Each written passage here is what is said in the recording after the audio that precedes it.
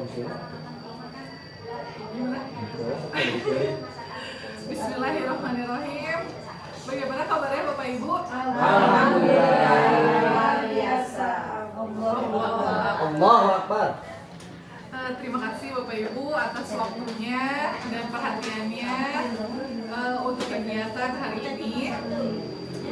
Mungkin yang pertama saya ingin mengucapkan terima kasih sebanyak-banyaknya kepada Bapak Ibu yang sudah meluangkan waktu untuk menghadiri kegiatan desiminasi program CGP saya, yaitu mengenai budaya positif. Sebelum saya mulai, mari kita ucapkan Bismillah bersama-sama. Bismillahirrahmanirrahim. Baik Bapak Ibu, kita mulai. Jadi hari ini saya akan berbagi pengalaman, berbagi ilmu, berbagi segalanya kepada Ibu Bapak. Jadi hari ini saya tidak menempatkan diri saya sebagai seseorang yang lebih pintar, tidak menempatkan diri saya sebagai seseorang yang lebih banyak pengalaman, tetapi ini hanya berbagi ilmu saja. Nanti juga di sini saya ingin mengajak Ibu Bapak untuk berdiskusi, sharing mengenai pengalaman Ibu Bapak dalam materi yang mungkin nanti ada kaitannya dengan Ibu Bapak di kelas ataupun di sekolah. Baik. Saya pertama akan membacakan tujuan dari kegiatan hari ini. Dalam membangun budaya positif, kita akan meninjau lebih dalam tentang strategi menumbuhkan lingkungan yang positif.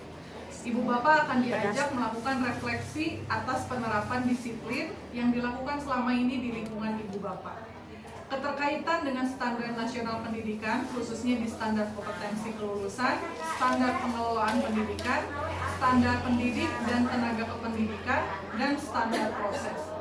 Dalam rangka menciptakan budaya positif, penerapan disiplin positif dipraktikkan untuk menghasilkan murid-murid yang berkarakter, disiplin, santun, jujur, peduli, dan bertanggung jawab dalam menjalankan tugasnya. Seorang pemimpin sekolah hendaknya berjiwa kepemimpinan serta dapat mengembangkan sekolah dengan baik, yaitu dengan menciptakan lingkungan yang positif, sehingga terwujud suatu budaya positif.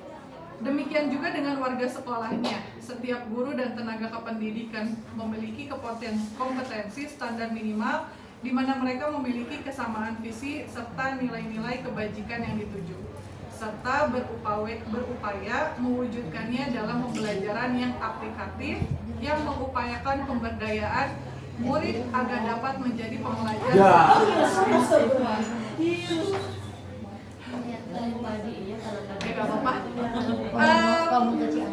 Jadi Ibu Bapak hari ini terkait dengan budaya positif, ini adalah salah satu program pemerintah juga di mana di kurikulum sekarang kita diwajibkan sebagai guru mewujudkan lingkungan yang positif, lingkungan belajar yang positif. Kalau Ibu Bapak mendengar kata lingkungan yang positif, kira-kira menurut Ibu Bapak lingkungan positif seperti apa yang ada di sekolah seharusnya? Ya mungkin untuk pembiasaan lingkungan sekolah itu yang pertama itu membiasakan anak ketika masuk kelas itu selalu lingkungan kelasnya itu rapi, bersih. Itu salah satu budaya positif. Ya. Terus yang kedua mungkin anak menyiapkan apa yang harus disiapkan ketika masuk kelas itu sendiri. Ya banyak lagi lah. Ya. Betul, salah satunya itu ya Ibu Bapak, jadi pembiasaan yang positif. Jadi bukan lagi pembiasaan yang negatif, yang dilihat, yang dirasakan di lingkungan sekolah oleh anak-anak itu bukan lagi kegiatan yang negatif, tapi adalah pembiasaan yang positif. Ya. Jadi hari ini alur konsep budaya positif itu terdiri dari 6. Yang pertama itu disiplin positif dan nilai kebajikan universal. Lalu yang kedua adanya teori motivasi, hukuman, dan penghargaan. Lalu juga restitusi. Lalu yang ketiga keyakinan kelas. Yang keempat kebutuhan dasar manusia dan dunia berkualitas. Yang kelima lima posisi kontrol dan segitiga restitusi. Nah, coba Ibu Bapak lihat dari alur konsep ini, kira-kira mana sih yang Ibu Bapak kayak, wah saya kayaknya baru lihat nih atau baru dengar istilah ini. Ada gak Ibu Bapak? Atau ibu bapak sebenarnya udah pernah mempelajari ini sebelumnya atau udah tahu sebelumnya? Restitusi harus bagian Restitusi, iya betul sekali. Iya betul. Sebetulnya kita sudah pernah secara nggak langsung ya Pak Sudah di melakukan. PMM ya. Iya. Ada topik PMM mengenai disiplin positif mengenai ke-5 topik ini. Baik, yang pertama kita masuk ke pembukaannya. Melalui pemikiran Ki Hajar Dewantara. Itu ada kutipan. Kita ambil contoh perbandingannya dengan hidup tumbuh-tumbuhan seorang petani. Dalam hakikatnya sama kewajibannya dengan seorang pendidik. Yang menanam padi misalnya hanya dapat menuntun tumbuhnya padi. Ia dapat memperbaiki kondisi tanah, memelihara tanaman padi, memberi pupuk dan air, membasmi ulat-ulat atau jamur-jamur yang mengganggu hidup tanaman padi dan lain sebagainya. Nah ini Bu Bapak, ini adalah salah satu tujuan dari pendidikan kurikulum yang sekarang. Jadi di sekarang ini kita tidak dituntut untuk membentuk seperti apa nantinya peserta didik di masa depan. Tetapi kita memberikan lingkungan yang positif, memberikan lahan mereka untuk belajar, lingkungan belajar yang memadai mereka untuk tumbuh dan berkembang. Begitu ya. Seperti halnya petani. Petani hanya bertugas seperti memberi pupuk, ya, menyiapkan lahan yang baik, seperti itu ya, menyiram. Tetapi kan petani tidak bisa memutuskan jagungnya akan seperti apa nanti. Apakah akan tumbuh gagal atau tidak, bagus, butirannya besar atau kecil, itu kan tidak bisa diprediksi oleh bapak petaninya. Tetapi Pak petani bisa menyiapkan lahan yang bagus, tanah yang bagus, yang dimana kalau itu dipastikan hasilnya juga pasti akan bagus. Sama seperti kita sebagai guru, di saat kita bisa menciptakan lingkungan yang positif, lingkungan belajar yang baik, begitu ya Ibu Bapak bisa mempersiapkan segala sesuatunya di kelas, maka kita juga tidak perlu menuntut peserta didik kita terlalu lebih karena kita sudah menyiapkan segala halnya dengan baik.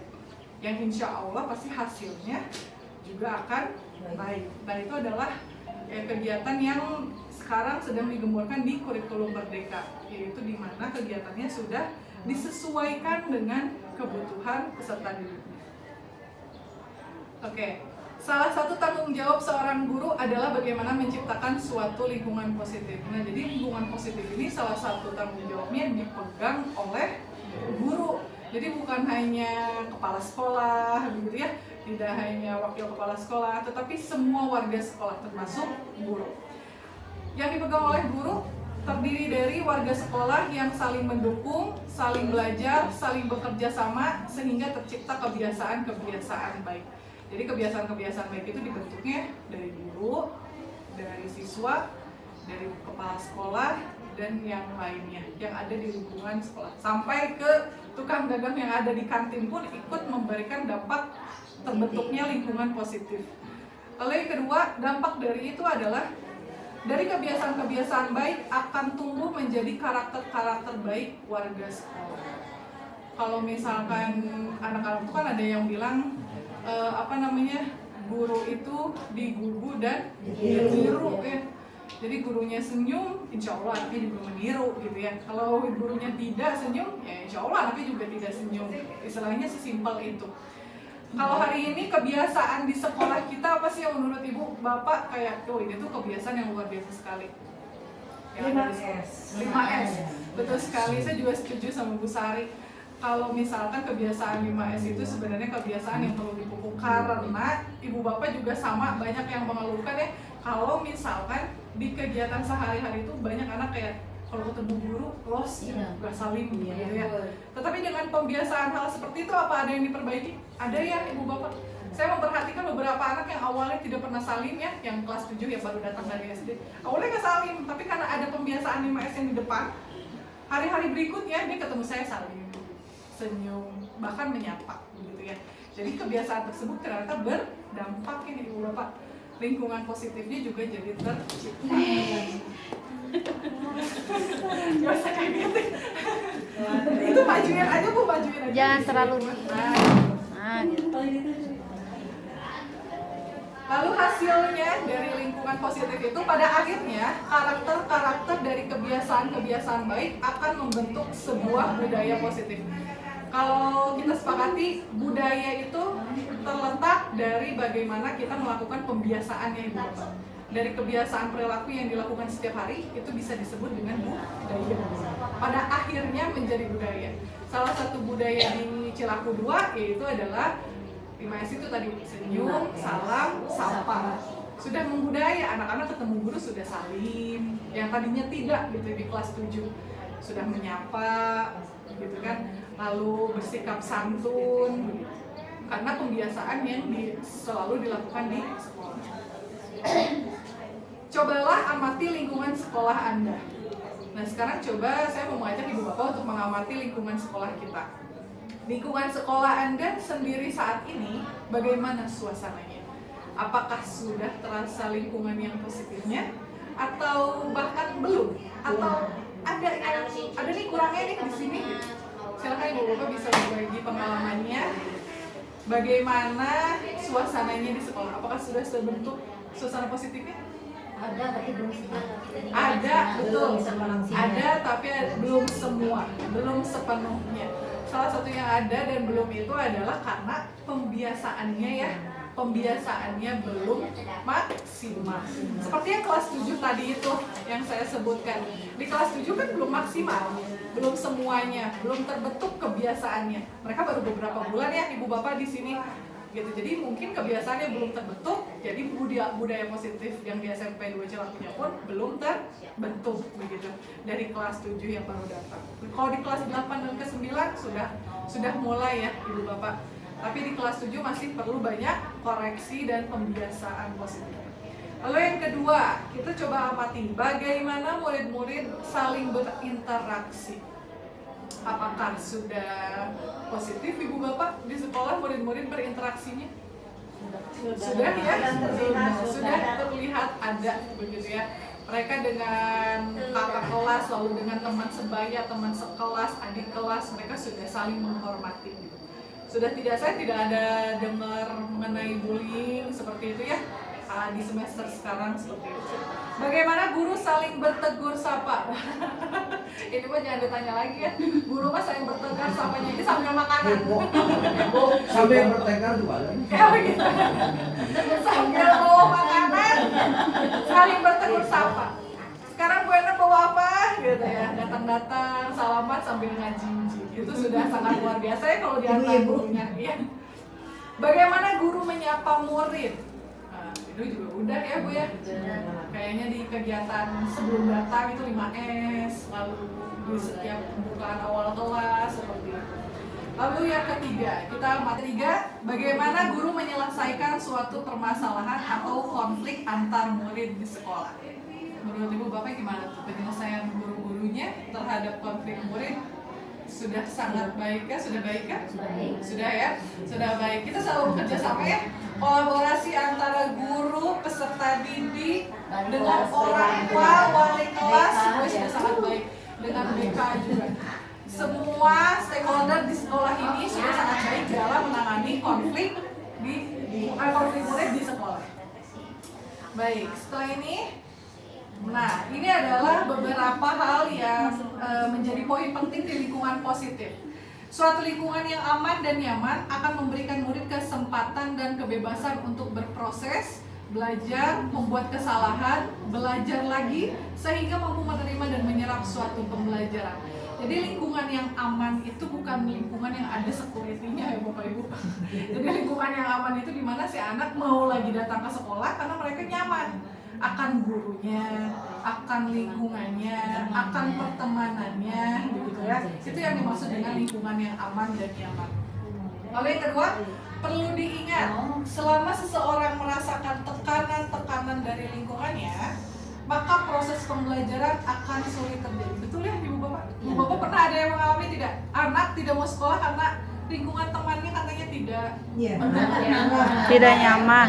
Ada anak yang gak mau sekolah karena katanya dikata-katain Iya, gitu ya. dibully lah istilahnya. Iya, seperti itu. Bahkan ada yang kalau di berita itu sempat ada katanya guru yang membuli muridnya, menghina segala macam. Nah, itu adalah lingkungan yang negatif gitu Bapak. Sehingga tidak akan muncul motivasi belajar dari peserta didiknya. Sampai si peserta didiknya juga gak mau lagi datang ke sekolah atau ke dalam kelas. Dan itu menjadi koreksi besar untuk para guru ya, kita semua. Kalau misalkan mungkin ada anak yang hari ini tidak datang ke sekolah, mungkin ada sesuatu hal negatif yang terjadi di sekolah atau di rumah. Namanya lingkungan murid itu kan tidak hanya di sekolah ya Ibu Bapak, lingkungan pertemanan dan lingkungan di rumah. Dan salah satu tanggung jawab kita sebagai pendidik adalah menghilangkan atau mencabut gangguan-gangguan yang menghalangi proses pengembangan potensi murid. Jadi kalau misalkan dia sudah bisa fokus belajar di sekolah, lalu dia sudah bisa fokus aman dan nyaman, merasa aman dan nyaman di sekolah, pasti potensi murid tersebut bisa dikembangkan, gitu Ibu Bapak. Selanjutnya, dari Standar Nasional Pendidikan Lingkungan yang Positif sangat diperlukan agar pembelajaran yang terjadi adalah pembelajaran yang berpihak pada murid. Jadi yang berpihak pada murid, bahkan Ibu Bapak di kurikulum Merdeka ini tuh kita mengambil filosofi Ki Hajar Dewantara yang dimana beliau menginginkan pendidik itu istilahnya berhamba kepada peserta didik. Itu Ki Hajar Dewantara sampai bilang berhamba Ibu Bapak ya. Jadi bukan lagi kita mendidik, bukan gitu ya, tapi berhamba. Berhamba itu pada dasarnya adalah kita berada di posisi murid. Jadi yang tadi disebut itu student center. Jadi bukan lagi gimana gurunya, tapi gimana muridnya, gimana kondisi muridnya, gitu. Gimana potensi muridnya yang harus dikembangkan, kesempatan yang kita berikan kepada murid seperti apa. Jadi bukan lagi kita menyiapin materi bagus seperti apa, tapi gimana caranya kita bisa melihat potensinya sehingga kita bisa mengembangkan potensi tersebut. Sebagaimana tertuang dalam standar proses pada Standar Nasional Pendidikan pasal 12, yaitu pelaksanaan pembelajaran sebagaimana dimaksud dalam pasal 10 ayat 2 huruf B diselenggarakan dalam suasana belajar yang pertama interaktif. Interaktif itu kan berarti ada komunikasi dua arah, ada dari guru, ada dari peserta didik. Jadi sebenarnya metode ceramah sudah kurang efektif karena itu hanya satu arah gitu. Jadi sekarang yang diminta itu adalah dua arah. Banyak bertanya, menggali potensi, menggali pemahaman peserta didik. Jadi sudah tidak zaman ya, sekarang mau ngawek mau pinjam pertama sampai jam 3 gitu ya. Guru saja itu sudah tidak diperbolehkan atau sudah tidak tepat gitu penggunaannya. Lalu yang kedua, inspiratif. Nah Ibu Bapak, kita harus membangun kelas yang inspiratif, memberikan pengalaman-pengalaman kepada murid sehingga mereka bisa mengambil inspirasi-inspirasi pembelajaran yang bisa menambah pengalaman belajarnya. Yang ketiga, menyenangkan. Nah Ibu Bapak, kita koreksi sama-sama. Apakah hari ini kita sudah belajar dengan cara yang menyenangkan untuk murid? Apakah malah bikin bete muridnya? Ternyata di kurikulum sekarang perlu membuat suasana yang menyenangkan di dalam kelas gitu. Jadi tidak tegang, tidak takut murid itu berada di dalam kelas gitu. Murid harus senang gitu berada di kelas, menyenangkan. Lalu yang keempat, menantang, di mana proses tersebut terjadi mungkin dengan kegiatan seperti tanya jawab atau latihan soal. Itu kan kegiatan yang menantang. Nah, itu perlu dilakukan Ibu Bapak di kelas itu. Jadi tidak hanya memberikan materi saja, tapi berikan mereka tantangan untuk menyelesaikan suatu masalah sehingga mereka bisa menemukan solusinya sendiri. Lalu yang selanjutnya, memotivasi peserta didik untuk berpartisipasi aktif. Jadi semuanya peserta didik yang di dalam kelas diajak untuk berpartisipasi aktif. Mungkin kelihatannya ada yang diam saja. Nah, di saat itu adalah PR untuk kita guru untuk memeriksa apakah kebutuhan belajar yang kita berikan sudah sesuai gaya belajarnya. Kalau kata Bu Esti ya waktu itu ya, ada yang kinestetik, auditori dan visual, apakah sudah sesuai dengan mereka? Lalu apakah kemampuannya sudah sesuai dengan tingkatnya sekarang? Apakah kelas 7 sudah pada bisa baca? Misalkan seperti itu, atau ada yang belum? Nah itu kan kita harus sesuaikan agar mereka bisa berpartisipasi aktif. Selanjutnya, memberikan ruang yang cukup bagi prakarsa, kreativitas, kemandirian sesuai dengan bakat, minat, dan perkembangan fisik serta psikologis peserta didik. Di sini memberikan ruang yang cukup bagi prakarsa dan kreativitas itu adalah Ibu Bapak. Jadi hari ini di kurikulum Merdeka, di saat kita memberikan tugas, tujuannya sama, tetapi caranya Ibu Bapak boleh bebaskan kepada anak. Jadi kalau hari ini ada anak yang pengen mengerjakan soal tugas di kelas itu sambil ngagoler, silahkan saja. Ada yang pengen sambil duduk di bawah, itu dipersilahkan saja. Yang penting mengerjakan. Yang penting mengerjakan, karena itu disebut dengan profil belajar siswa. Oh, ternyata siswa itu bisa belajar kalau sambil duduk di bawah. Disebutnya itu adalah profil belajar, Ibu Bapak. Jadi kalau ada anak siswa yang pengen belajarnya di luar, di teras misalkan, karena dia nggak suka dengan suasana yang gelap, pengap atau seperti apa, dipersilahkan saja. Sambil dipantau. Nah, kalau sambil makan sambil minum, itu balik lagi dengan keyakinan kelas Ibu Bapak yang Ibu Bapak buat. Kalau misalkan Ibu Bapak sendiri tidak masalah dengan itu, silahkan. Tapi kalau Ibu Bapak, aduh saya tidak bisa kalau sambil makan dan minum di kelas, silahkan Ibu Bapak membuat keyakinan. Kan kita di awal pelajaran, keyakinan itu nanti kita bahas. Keyakinan itu kan dibuat dulu ya. Nah, di situ sesuai dengan kesepakatan bersama. Begitu Ibu Bapak. Jadi kalau misalkan kreativitas mereka diberikan kepada mereka, dibebaskan kepada mereka, mereka bisa tumbuh kreativitasnya sesuai dengan potensi yang mereka miliki, yang mereka punya. Ada juga yang belajarnya ingin ditemani. Ya, kita harus memfasilitasi, Bu. Maksudnya ditemani itu dalam arti selalu membutuhkan bimbingan. Aku juga pengen ditemani ya. Ya begitu. Jadi ada yang selalu pengen ditemani, ada yang tidak. Ibu Bapak ada yang bisa mandiri, silakan. Ada yang pengen berkelompok berdua, Ibu boleh berdua, boleh. Yang penting tujuan pembelajaran tersampaikan, kreativitas dan prakarsanya juga dibebaskan, Ibu Bapak. Yang penting masih dalam ranah lingkup keyakinan dan kesepakatan yang sudah kita buat di dalam kelas, tidak keluar dari itu. Cepuk semangat.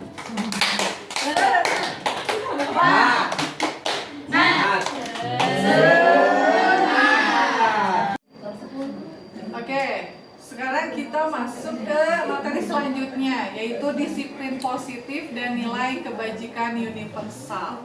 Nah, disiplin positif. Sebelum saya masuk ke slide berikutnya, kalau ada kata disiplin, Ibu Bapak, apa pendapat Ibu Bapak mengenai kata disiplin itu apa? Berhubungan dengan waktu. Apalagi itu? Memaksa. Kebiasaan. Betul. Apa lagi itu? Kalau udah ngomongin disiplin, itu erat kaitannya dengan apa? Aturan. Baik. Kalau positif itu? Baik. Segala sesuatu yang baik. tidak merugikan. Atau kalau istilah zaman sekarang itu tidak toksik ya, Bu, ya. Tidak ada lingkungan yang toksik. Nah, itu adalah salah satu ciri dari disiplin positif. Baik. Sebelum ke disiplin positifnya, ini ada perubahan paradigma, Ibu Bapak. Kalau perubahan paradigma itu adalah pemikiran atau cara pemikiran gitu. Dari teori stimulus respon menjadi teori kontrol. Kalau dulu itu teori stimulus respon, kalau sekarang teorinya teori kontrol. Nah, kita lihat perbedaannya apa. Teori stimulus respon atau SR, manusia dianggap berperilaku karena pengaruh dari luar atau disebutnya stimulus, bukan atas dasar kehendak, keinginan atau kemauannya sendiri. Jadi kalau dulu itu teorinya seseorang melakukan sesuatu itu karena ada dampak dari luar. Setuju Ibu Bapak? Dulu masih setuju. Gimana Ibu Bapak masih merasakan nggak nih teori stimulus respon itu masih ada nggak? Tanyanya ke orang yang Pasti ada. Pasti masih ada. Tanyanya ke orang yang dulu aja. Kalau kita kan orang yang sekarang ya. Iya, banyak Kebalik. Kalau dari apa ini relatif. Relatif. Ya. Betul, relatifnya kayak gimana tuh Bu Sari? Ya kan di sini kan dikatakan teori stimulus respon itu manusia dianggap berperilaku karena pengaruh dari luar. Itu kan relatif, ada pengaruh dari luar, ada memang dari Motivasi hasil dari diri. iya dari diri Iya, ada sendiri kayak gitu. beberapa persen mungkin pengaruh. Ya ada sedikit sih, ya begitu. Betul, luar biasa sekali ya. Jadi betul sekali Bu Bapak, mungkin ada memang perilaku manusia yang memang didasari dari pengaruh ekstrinsik gitu ya, Iya. atau pengaruh dari luar. Ibarat gini, Bu Mei masuk ya sebentar. Boleh. Ibarat gini, gue begini karena lo. Gitu.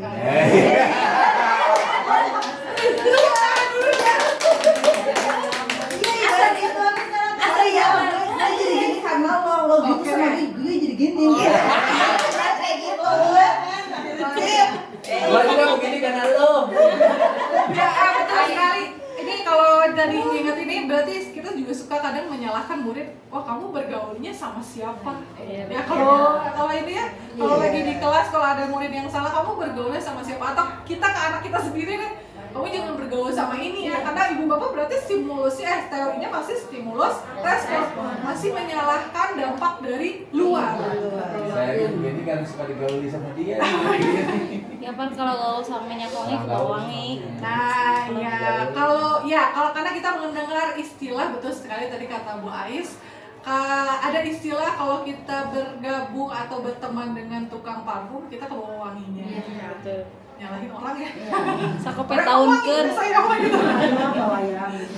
Bergaul dengan tukang sampah, bau sampah. Padahal Padahal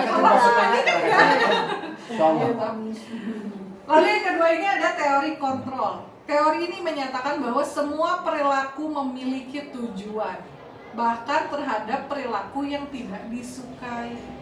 Jadi teori ini tuh lebih ke sumbernya itu dari dalam atau intrinsik. Mau anak itu melakukan kesalahan, itu memang tujuannya dari dalam diri dia. Dianya mau, dianya ingin.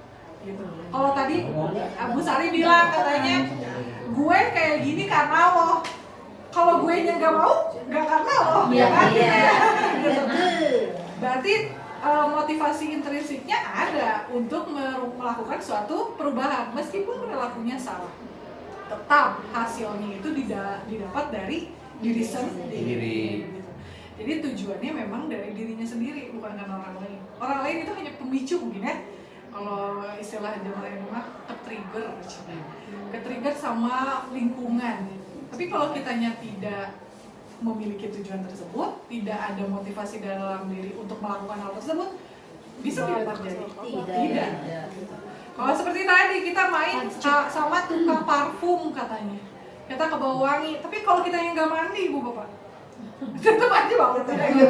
Jadi kan gimana kitanya gitu ya. Kalau wangi, kalau dia dipakein parfum, kalau enggak ya udah nggak wangi gitu.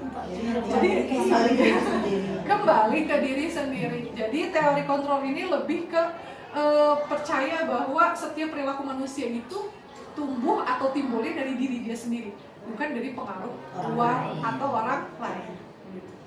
Jadi tidak ada istilahnya kalau misalkan ada anak kita atau orang lain yang berperilaku salah, lalu kita menyalahkan lingkungannya atau menyalahkan orang lain. Ya kita harus mengkoreksi atau introspeksi ke dalam diri dia sendiri, mengajak dia berintrospeksi. Gitu. Kalau ada anak yang membuat kesalahan seperti itu, jadi jangan kamu tuh gaulnya sama siapa, bukan gitu lagi. Udah beda zaman ya ibu bapak. Sekarang mah harus ngajak dia introspeksi. Kenapa kamu ikut ke dalam pergaulan tersebut? Nah betul sekali. Allah, Masya Allah. Kata Bu Sari kita harus rajin ngaji diri, ngawas dirinya. Ya ngaji diri. Jadi jangan menyalahkan. Ikuti payunnya.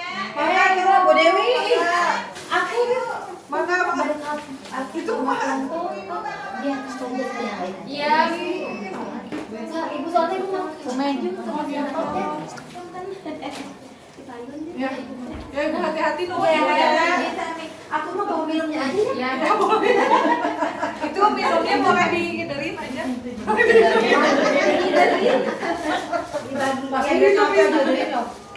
Boleh dijalankan aja. Bisa haus Bu Sari kasihan. Terus ngawas. ngawas diri. Jadi dari Dihindarin aja. Kurang gak ya? Aku mah enggak. Lagi puasa. Enggak ada tuh mau. Ya biasa, ini khusus dari Bu Meme. Sudah? Oh, lanjut. Pak Pepe punten. Baik Ibu Bapak, kita lanjut ke setelah perubahan paradigma tadi stimulus respon ke teori kontrol. Kita lihat ini adalah beberapa perubahan atau miskonsepsi dari stimulus respon dengan teori kontrol. Kita lihat ya Ibu Bapak bersama-sama. Yang pertama, realitas kebutuhan kita sama kalau di stimulus respon. Apa iya Ibu Bapak yang namanya manusia kebutuhannya sama? Ya. Beda. Oh, berarti Ibu udah hebat banget. Udah mulai apa namanya? Kenal? Ngejepret. Kayak ada yang diedit kan ya nanti. Ya, nggak apa-apa nanti diedit. Udah Bu. Oke.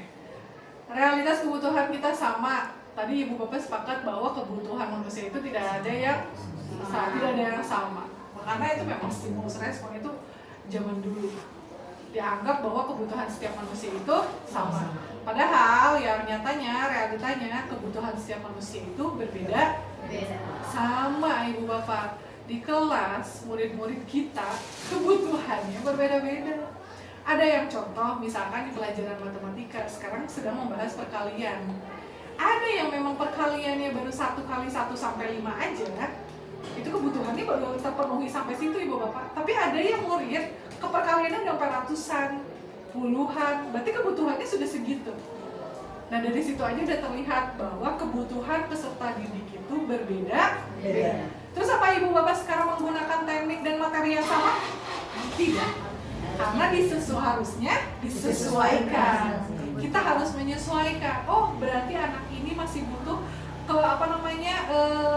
peningkatan dalam pembelajaran perkalian itu ditingkatkan lagi. Sedangkan yang ini dikembangkan, bukan lagi di tahap itu aja.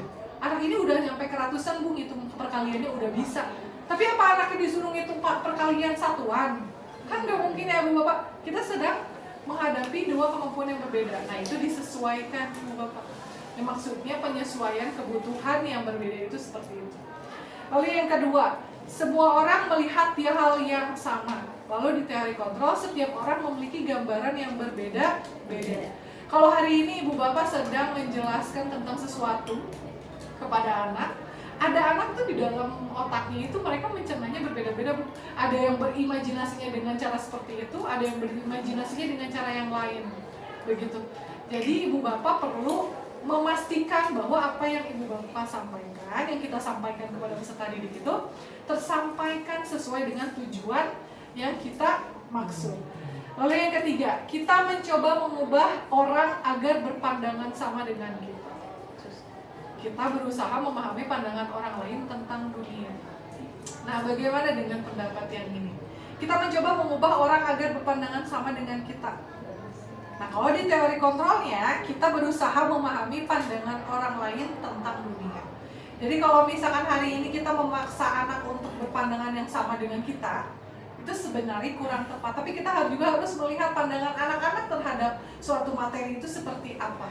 Apakah ada yang memandangnya harus dengan secara visual, dengan auditori, ada dengan kinestetik, baru mereka bisa memahami hal tersebut gitu. Dengan gaya belajarnya, dengan tingkat kemampuannya.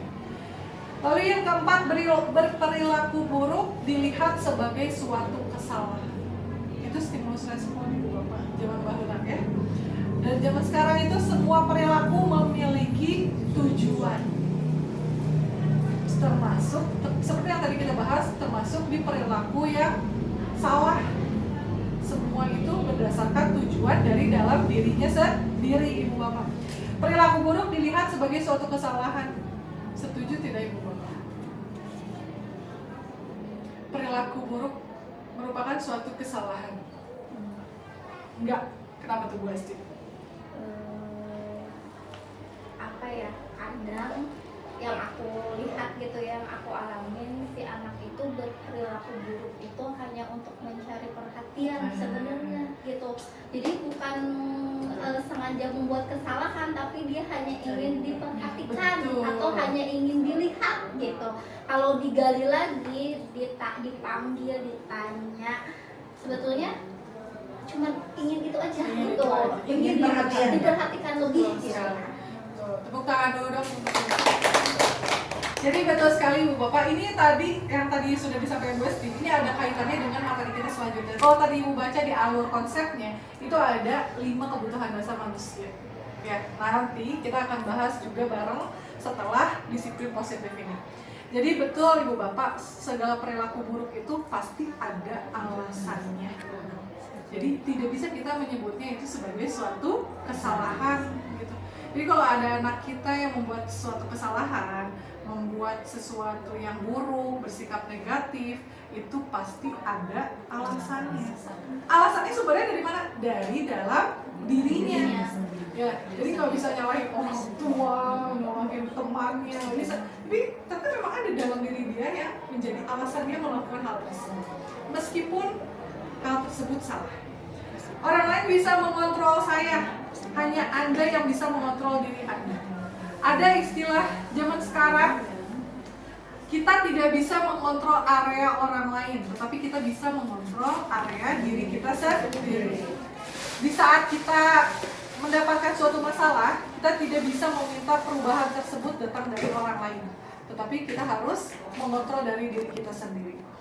Contohnya adalah di saat ada anak kita yang mungkin terlihatnya salah bergaul, misalkan pertemanannya cuma salah.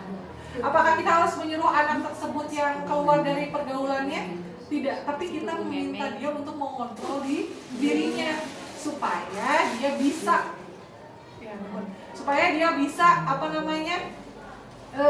tadi ngaji diri bahwa kesalahan tersebut sebenarnya dari saya, bukan dari orang lain. Jadi bukan si teman-temannya yang dia suruh berubah, ayo aja terus-terusan, area orang lain yang dia kontrol, tapi area dirinya sendiri yang perlunya dikontrol. Kenapa hari ini teman-teman saya membuli saya begitu? Terus dia melawan, misalkan dengan memukul kembali atau apa? Mungkin dia bisa melakukan kontrol di dirinya sendiri. Contohnya misalkan kalau memang area tersebut adalah area yang perlu dihindari, silahkan dia mengontrol dirinya dengan menghindari area tersebut. Gitu. Jadi orang lain bisa mengontrol saya itu adalah sesuatu yang kurang tepat, tetapi bersifat sementara. Hanya Anda yang bisa mengontrol diri Anda sendiri. Kita cuma bisa mengontrol diri kita, nggak bisa mengontrol diri orang lain. Begitu juga kita ke peserta didik, Ibu Bapak. Nggak bisa kita mengontrol mereka, hei jangan bergaul dengan tukang mabok gitu. Ajak mereka, memberikan mereka motivasi untuk tidak bergaul dengan hal yang negatif. Cukup sampai di situ. Selebihnya biarkan mereka yang mengontrol. Begitu. Lalu selanjutnya pemaksaan ada pada saat bujukan gagal. Kolaborasi dan konsensus menciptakan pilihan-pilihan baru. Pemaksaan ada pada saat bujukan gagal. Jadi kalau misalkan dilihat dulu itu suka ada kalau kita tidak mau ikut ke dalam suatu kebiasaan yang buruk, itu biasanya kita dilakukan pemaksaan, ya Ibu Bapak. Tapi kalau sekarang si anak itu diajak untuk berkolaborasi atau melakukan konsensus menciptakan pilihan-pilihan baru. Jadi anak diminta untuk membuat pilihannya sendiri. Seperti itu. Lalu model berpikir menang atau kalah. Model berpikir menang kalah itu kalau dulu tuh ya ada yang menang, ada yang kalah. Kalau sekarang itu posisinya netral, menang-menang, karena sesuatu itu bergantung pada dirinya sendiri, gitu ya. Kalau dulu saya yang menang, saya yang benar, dia yang salah. Padahal itu adalah aturan dari dalam dirinya sendiri. Motivasinya berarti sudah terbentuk yang menang, yang itu juga sudah terbentuk dengan sesuai dengan kebutuhannya. Seperti itu. Kita lanjut Ibu Bapak. Lanjut ya. Apa makna disiplin? Nah, di sini kita udah masuk ke disiplinnya Ibu Bapak. Setelah tadi ngomongin teori kontrol, di sini kita masuk ke disiplinnya. Berasal dari bahasa Latin disciplina yang artinya belajar. Makna asal dari kata ini berkonotasi dengan disiplin diri dari murid-murid Socrates dan Plato. Disiplin diri membuat orang menggali potensinya menuju sebuah tujuan apa yang dia hargai. Nah, disiplin diri membuat orang menggali potensinya menuju sebuah tujuan. Jadi dia melakukan sesuatu yang disiplin itu bukan lagi menyalahkan lingkungan yang di luar, tapi dia merujuk kepada dirinya sendiri. Tujuannya apa? Hari ini saya belajar disiplin waktu, disiplin dalam mengerjakan tugas. Saya tahu tujuan saya apa. Jadi membangkitkan motivasinya seperti itu. Lalu apa yang dia hargai? Saya menghargai siapa untuk melakukan disiplin ini? Saya menghargai waktu saya menghargai diri saya sendiri, seperti itu. Namun dalam budaya kita, makna kata disiplin telah berubah menjadi sesuatu yang dilakukan seseorang pada orang lain untuk mendapatkan kepatuhan. Kecenderungan umum adalah menghubungkan kata disiplin dengan ketidaknyamanan. Betul tidak, Ibu Bapak? Betul ya? Terkadang kalau anak-anak ngomongin disiplin itu pasti sesuatu yang kayak, aduh, males gitu ya. Harus disiplin, padahal bukan seperti itu, tapi kita harus mengajak mereka untuk melihat kembali tujuannya apa, sehingga nanti disiplinnya itu tercipta dengan sendirinya, bukan dengan apa yang kita hargai atau pencapaian suatu tujuan mulia. Mereka tidak menghargai dirinya sendiri gitu. Mereka tidak tahu tujuannya mereka apa, sehingga mereka tidak bisa melakukan sesuatu yang disiplin karena mereka tidak tahu tujuan mereka apa. Saat mereka bangun tidur, mereka nggak tahu tujuan mereka hari ini apa aja. Jadi kita ajak mereka untuk membangun tujuannya.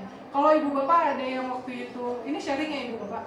Jadi di waktu itu di kelas saya sempat di awal pembelajaran, karena waktu itu udah masuk ke materi ini. Jadi di awal pembelajaran itu saya bikin Google Form. Di situ saya meminta anak menuliskan tujuan mereka di semester sekarang. Jadi saya mengajak mereka mengenali tujuannya mereka hari ini di kelas 8 mau ngapain, di kelas 7 tuh mau ngapain, di SMP tuh mau ngapain gitu. Bahkan pada saat luring, saya ajak mereka untuk seperti itu. Tujuan kalian sekarang sudah ada di SMP 2 Cilaku mau apa nih? Gitu. Sampai mereka mengetahui tujuannya apa. Gitu. Apakah mereka mau mengembangkan potensinya atau mau bermalas-malasan, kita arahkan kembali. Jadi hal tersebut mereka ketahui sehingga disiplinnya bisa muncul dari dalam dirinya sendiri. Selanjutnya nilai-nilai kebajikan universal. Nilai-nilai kebajikan adalah sifat-sifat positif manusia yang merupakan tujuan mulia yang ingin dicapai setiap individu. Jadi nilai-nilai kebajikan itu seperti tanggung jawab, apalagi itu Bapak? Tanggung jawab, lalu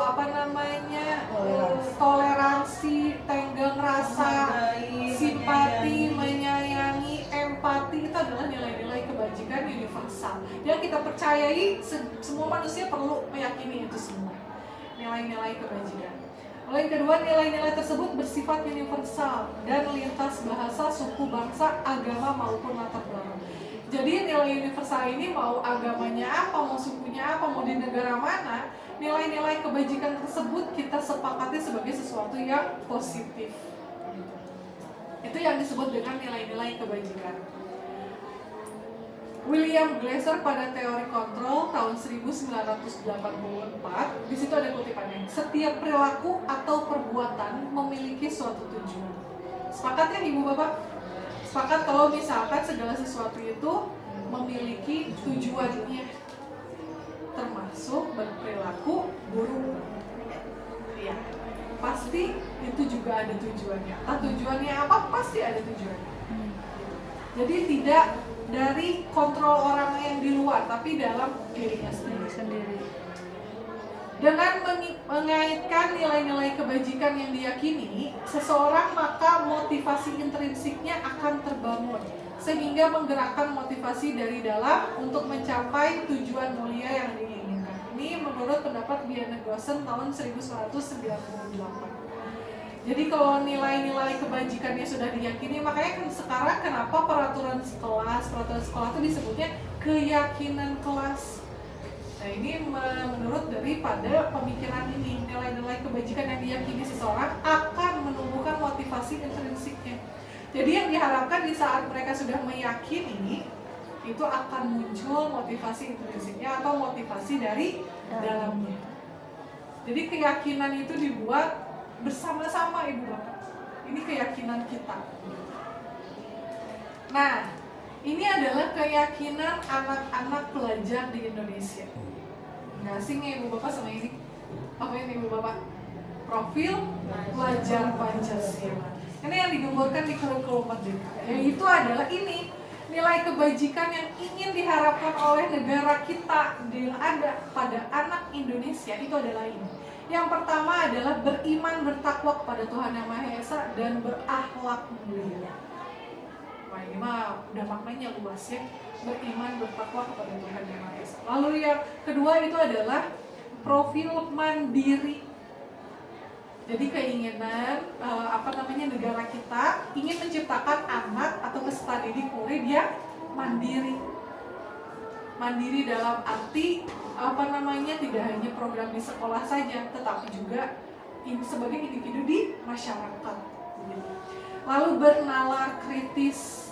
Bernalar kritis itu berarti ibu bapak sudah bisa mengembangkan pola pikir anak-anak menjadi lebih meningkat gitu. Yang tadinya hanya berpikir sesuai dengan apa yang dipertanyakan, sekarang sudah bisa dikembangkan dengan pendapatnya mereka. Lalu berkebinekaan global. Selanjutnya bergotong royong, lalu kreatif.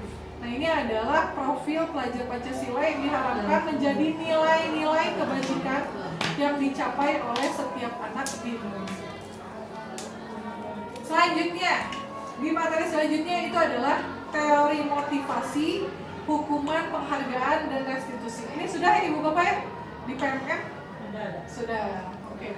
Ibu Bapak berarti tidak asing dengan istilah-istilahnya nanti. Nah, sekarang saya mau ngajak Ibu Bapak untuk berpendapat mengenai beberapa pernyataan yang ada di depan. Ibu Bapak bisa jawab dengan setuju atau tidak setuju. Yang pertama, hukuman di sekolah dapat mendisiplinkan anak. Setuju atau tidak? Tidak setuju. Mengapa? Belum tentu. Dengan adanya hukuman anak akan bisa disiplin atau Betul. bahkan bisa lebih brutal, Iya. lebih buruk sikapnya malah gitu ya. Baik. Yang kedua, pemberian hukuman dengan hal positif seperti membaca atau membersihkan halaman sekolah dapat meningkatkan disiplin anak. Tidak setuju. Contoh, ada anak telat datang ke sekolah, disuruh bersih-bersih, disuruh baca Quran 2 juz misalkan. Setuju atau tidak setuju? Apakah itu akan menumbuhkan disiplin anak? Tidak. Walaupun belum tentu, tapi si anak akan berusaha daripada saya dihukum mendingan itu. Oke, berarti masih ada sisi positifnya. Iya, ada gitu ya. positifnya. Tetapi seperti yang tadi kita sudah sebut di teori kontrol, bahwa motivasi sebenarnya tumbuh dari dalam Diri sendiri. Kalau misalkan disuruh kaji, disuruh itu berarti motivasinya dari luar. ya karena ada perintah.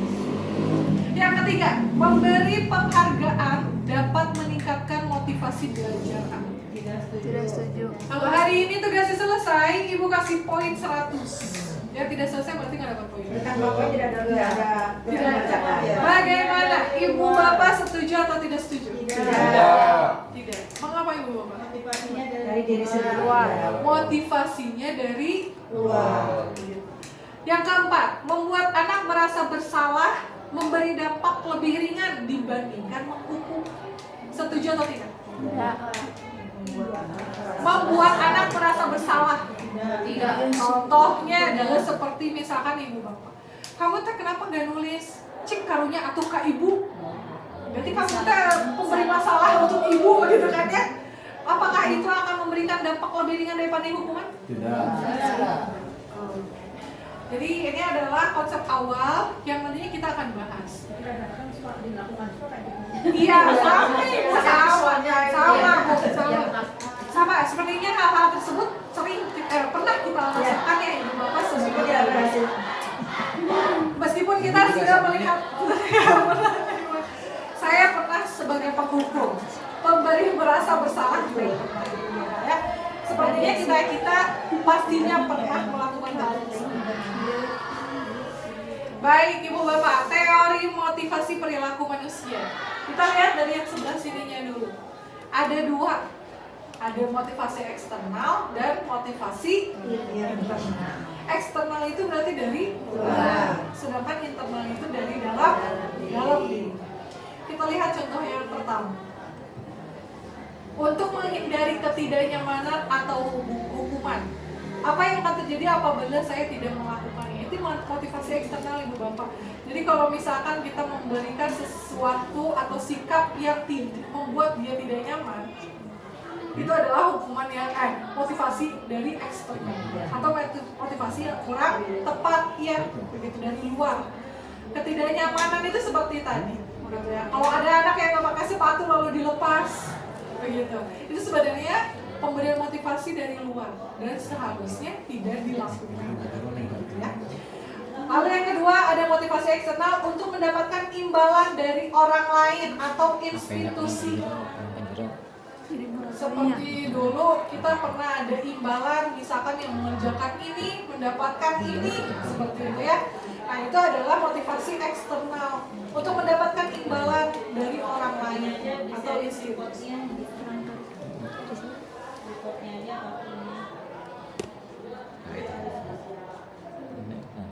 Untuk menghargai diri sendiri. Nah, ini adalah motivasi internal yang diharapkan ada pada peserta didik. Jadi peserta didik itu diharapkan dia bisa mendapatkan motivasi internal dengan cara salah satunya adalah menghargai dirinya sendiri. Jadi bukan lagi menghargai guru, bukan lagi untuk menghargai orang lain atau untuk caper istilahnya gitu, ya. Tapi lebih ke menghargai diri sendiri. Saya perlu dihargai, saya tidak perlu dimarahi. Saya bisa kok gitu sendiri. Gitu.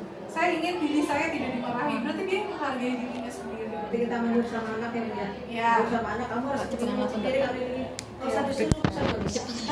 Ada anak seperti itu, ya, Ibu Bapak, ya. Jadi mereka sebenarnya sudah tahu gitu. Tinggal kita yang memberikan stimulusnya untuk menumbuhkan motivasi. Salah satunya tadi balik lagi ke yang pertama, yaitu memberikan contoh dan pembiasaan. Awal-awal mungkin mereka nggak tahu, Ibu Bapak, kalau hal tersebut perlu dilakukan. Tetapi dengan adanya kebiasaan, nantinya mereka akan timbul sendiri motivasinya, sehingga nanti budayanya akan terbentuk. Seperti di rumah Ibu Bapak pasti punya budayanya kan, budaya bangun pagi, budaya bangun pagi sebelum subuh. Ada yang budayanya seperti itu, ada yang budaya itu sebelum subuh nggak sekadangku, teh menuju cuci piring, boleh trantreng tuh. Nah itu kan udah budaya. Budaya di rumah saya seperti itu, budaya di rumah saya, di orang tua saya seperti itu. Sedangkan di rumah orang lain berbeda. Makanya kalau di sini mah mau nanti bareng, nah itu budayanya memang seperti itu karena pembiasaan yang dilakukan. Kita lihat lagi kutipan dari Ki Hajar Dewantara. Merdeka menurut Ki Hajar Dewantara. Merdeka itu artinya tidak hanya terlepas dari perintah, akan tetapi juga cakap buat memerintah diri sendiri. Nah ini masuk ke motivasi diri, di mana mereka timbul motivasinya untuk memerintah dirinya sendiri, untuk disiplin dan melakukan hal positif lainnya. Di saat seperti itu, anak sudah merdeka. Kurikulum merdeka, bukan cuma gurunya merdeka, Ibu Bapak, tapi juga muridnya. Muridnya udah bisa merdeka. Merdekanya itu tadi tumbuh motivasi intrinsik atau motivasi dari dalam. Oke, sekarang kita lihat dihukum oleh penghargaan. Bahwa penghargaan berlaku sama dengan hukuman. Dalam arti meminta atau membujuk seseorang melakukan sesuatu untuk memenuhi suatu tujuan tertentu dari orang yang meminta atau membujuk. Dorongannya eksternal dan akan ada faktor ketergantungan. Beberapa dampak dari pemberian penghargaan. Setuju tidak Ibu Bapak? Kalau misalkan ada anak yang awalnya dikasihnya penghargaan, lalu besoknya lagi apakah dia akan melakukan hal yang sama atau malah tidak? Tidak. Karena tidak ada penghargaan. Karena tidak ada penghargaan, betul. Nah itu tadi disebutnya ketergantungan. Jadi anak, ya saya pengen mau sholat, kalau misalkan mama saya ngasih saya uang jajan dulu, baru saya sholat. Jadi itu secara tidak langsung dihukum oleh penghargaan. Malah penghargaan itu malah jadi penghukum. Kalau sekarang dari itu tuh bisa menumbuhkan motivasi, tetapi itu hanya sementara, tidak akan timbul tidak budaya positifnya Ibu Bapak. Tidak akan menjadi budaya positif. Jadi dihukum oleh penghargaan itu sangat tidak tepat. Tepuk semangat. Semangat. Semangat. Itu udah hot power ya. Sudah mencairkan suasana. Ibu Bapak boleh sambil minum, boleh sambil apa posisinya yang Ibu Bapak Lah, bisa main asal ngopi-ngopi. asal berbareng Bapak Nundukan. kenapa dikacaukan coba dibuka cepetan gitu. tutupan bareng Oke, Ibu Bapak balik lagi dihukum oleh penghargaan. Ini ada beberapa dampaknya. Pengaruh jangka panjang dan jangka pendeknya. Jangka imah. Sangkar guys. Jangka kolot. Cabok lagi. Jadi penghargaan itu memberikan pengaruh, ada jangka pendeknya, ada jangka panjangnya. Jangka pendeknya itu tadi motivasinya. Dia motivasinya hanya jangka pendek. Sedangkan jangka panjangnya apa? Ketergantungan. Terus aja. Pokoknya saya emang nggak mau belajar kalau nanti ranking 1 nggak ada hadiahnya. Ya kan gitu ya. Terus saya ketergantungan sampai dia dewasa. Penghargaan apa? Bisa dikatakan lebih menghukum, begitu ya. Jadi secara tidak langsung itu adalah sebuah hukuman. Penghargaan lebih mengurangi ketepatan. Kadang anak-anak kalau misalkan saat sekarang yang beres lebih awal, ibu kasih nilai 100. Anak-anak bisa menghalalkan segala cara. Ya, googling, ya apa namanya, ya nyontek, seperti itu kan. Pokoknya berusaha. Iya, pokoknya dapat 100 dulu deh dari Bu Endang. Masalah sumbernya dari mana, saya nggak peduli aja. Yang penting hadiahnya dari Bu Endang, itu nilai 100. Seperti itu. Mengurangi ketepatan, apa yang didapat dari anak-anak nggak belajar apa-apa Ibu Bapak. Mereka hanya menyontek saja, begitu. Lalu mereka juga tidak kreatif jadinya, tidak mandiri, tidak akan tumbuh tuh profil Pancasila yang tadi ada mandiri itu, kreativitas itu nggak akan tumbuh. Jauh kalau Ibu Bapak memberikan penghargaan. Beda lagi ya Ibu Bapak dengan apresiasi. Kalau apresiasi itu kayak gimana Ibu Bapak? Ada apresiasi, ada penghargaan. Ada penghargaan. Apa bedanya? apresiasi itu kayak ujian Ketika anak melakukan Pemberian nilai Reward. lebih ke penghargaan juga kan? Iya. tapi setelahnya gitu, setelah anak melakukan Iya. Iya. melakukan dengan motivasi sendiri dan dia merasa berhasil, nah di situ kita berikan apresiasi. Karena anak akan merasa bahagia ketika dia mendapatkan pencapaian, akan ada senyum dalam dirinya sendiri. Itu Kepuasan penghargaan. batin. Betul. Jadi di saat dia sudah berhasil, barulah kita berikan apresiasi. Enggak, jadi tidak termotivasi dari awal Iya, ketika kita iya. membuat hadiah. Jadi itu spontan mungkin sebuah reward dari anak. Ibu Bapak di kelas awalnya tidak ada motivasi sebuah penghargaan. Maksudnya tidak dimulai dengan kata-kata Tidak yang diiming-iming. memberikan. Tidak diiming-iming. Iming saja, iming-iming. Iya kan kalau ada iming-iming nantinya nggak ikhlas. Iya, nggak betul. ini. Tidak ikhlas, betul. Kalau dimulai dengan iming-iming, katanya Ibu Sari gitu ya, tidak muncul motivasi internal karena dia sudah termotivasi dengan Iming-imingnya, iya. Oh ini itu Mas Ari karena imin-imin. Nah, begitu. Ibu Bapak menyepakati bahwa yang namanya apresiasi itu diberikan setelah. Nah, itu biasa perbedaannya seperti itu. Iya. Penghargaan itu tidak efektif. Setuju Ibu Bapak? Iya. Setuju ya? Tidak efektif itu karena seperti itu tadi, tidak menumbuhkan nilai-nilai kebajikan. Penghargaan merusak hubungan. Betul ya? Sikut Iya, kanan, sikut contohnya. kiri gitu ya. Iya, begitu. Salah satunya itu. Turunan. Lalu yang keduanya itu adalah, saya tuh di sini berasa lagi dilihat sama bapak. Asal luas sekali. Iya ini. Penghargaan itu merusak hubungan. Kalau misalkan ibu bapak hari ini memberikan penghargaan, besoknya ibu bapak tidak memberikan penghargaan, anak-anak tidak akan kerja dan anak-anak juga akan berpikir hal yang loh, Basari kenapa jadi gini? Basari nggak rame. Gak asik loh, Basari sekarang gak asik. Iya, misalkan seperti itu. Gak ada iming-iming.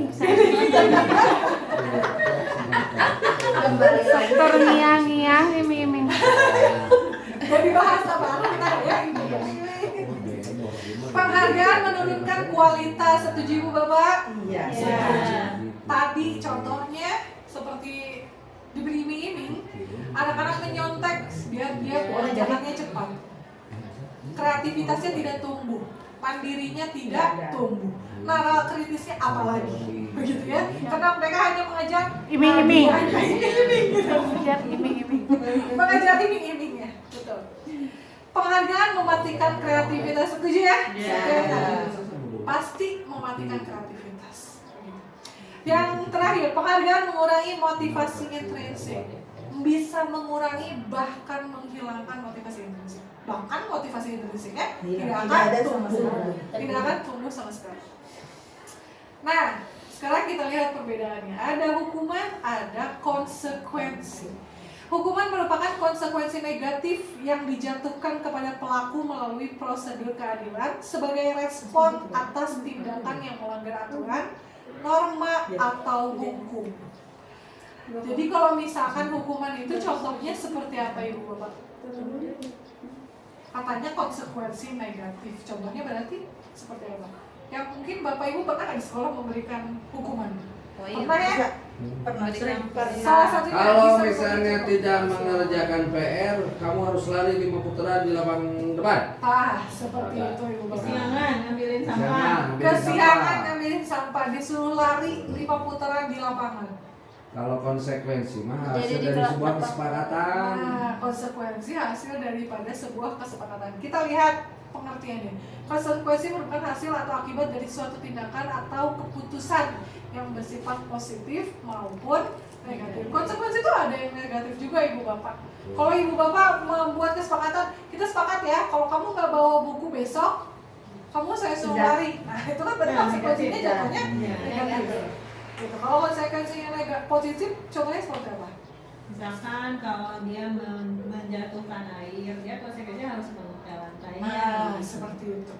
Jadi di di saat anak membuat Itu kesalahan, kan, konsekuensinya itu lebih ke poin bertanggung jawab atau lebih ke poin untuk perbaikan, begitu ya, supaya dia sadar bahwa kesalahannya itu bagaimana cara solusinya itu dia sadar, gitu. Konsekuensi itu dibuat untuk itu. Tindakan guru. Nah, sekarang kita lihat nih ibu bapak, apakah ini merupakan hukuman atau konsekuensi? Kita lihat nomor 1. Ada tindakan guru nomor 1, mencatat 100 kali di dalam buku kalimat. Saya tidak akan. Sama di sini. Nomor 2 konsekuensi. Nomor 2, lari mengelilingi lapangan basket 2 kali karena terlambat hadir. Atau konsekuensi negatif. Nomor 3, murid. Tipe. Oh, iya Iming-iming saja itu. Iming-iming saja. Murid diminta untuk push up 15 kali karena tidak menggunakan masker di sekolah. Menggantikan kertas tugas teman yang telah dicoret-coret. Konsekuensi. Membersihkan tumpahan air di meja tulis karena tersenggol pada saat belajar. Konsekuensi. Meminta murid tidak mengenakan sepatu seharian di sekolah karena tidak mengenakan sepatu hitam. Meminta murid tidak mengenakan sepatu, dilepas sepatunya hidup. Hukuman. Lari mengelilingi lapangan basket 2 kali karena terlambat 10 menit. Konsekuensi itu bisa hukuman, Bisa hukuman, bisa konsekuensi negatif. Kita lihat jawabannya. Apakah betul? yang pertama itu mencatat 100 kali dalam kalimat itu. Tepuk tangan Ibu. Lari mengelilingi lapangan basket 2 kali karena terlambat hadir di sekolah hukuman. Yang ketiga, murid diminta untuk push up 15 kali karena tidak menggunakan masker ke sekolah. Itu masuknya ke hukuman. Selanjutnya, menggantikan kertas tugas teman yang dicoret-coret. Konsekuensi. Nah, ini konsekuensi itu seperti ini. Dia merusak kertas yang dicoret-coret. Konsekuensi. Membersihkan tumpahan air di meja tulis. Membersihkan tumpahan air. Meminta murid tidak menggunakan sepatu. Berarti Ibu Bapak selama ini yang kita lakukan kalau melihat sepatu yang tidak sesuai dengan peraturan sekolah, kita lepas dari konsekuensi.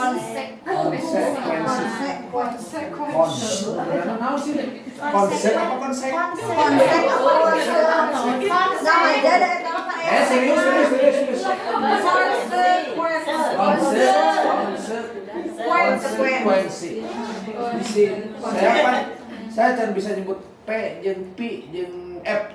Oh, jadi motivasi. Oh, itu bedanya intuit. Lari mengutip di lapangan. Saya itu emang ini berkebutuhan khusus. Inklusif yang kemerdekaan.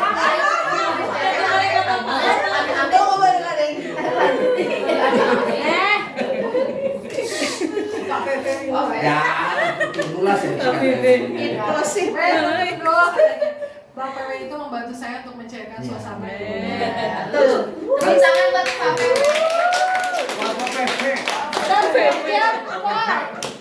Jempol kanan. Jempol kiri. Mantap. Tepuk mantap. Mantap, mantap. Mantap, mantap.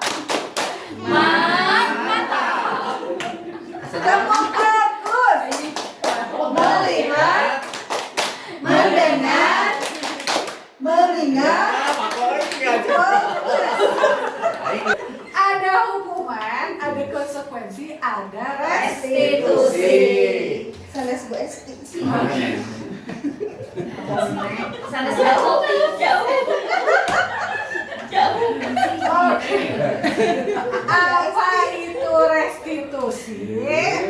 Restitusi juga merupakan proses kolaboratif yang mengajarkan murid untuk mencari solusi atau masalah atas masalah mereka dan membantu murid untuk berpikir.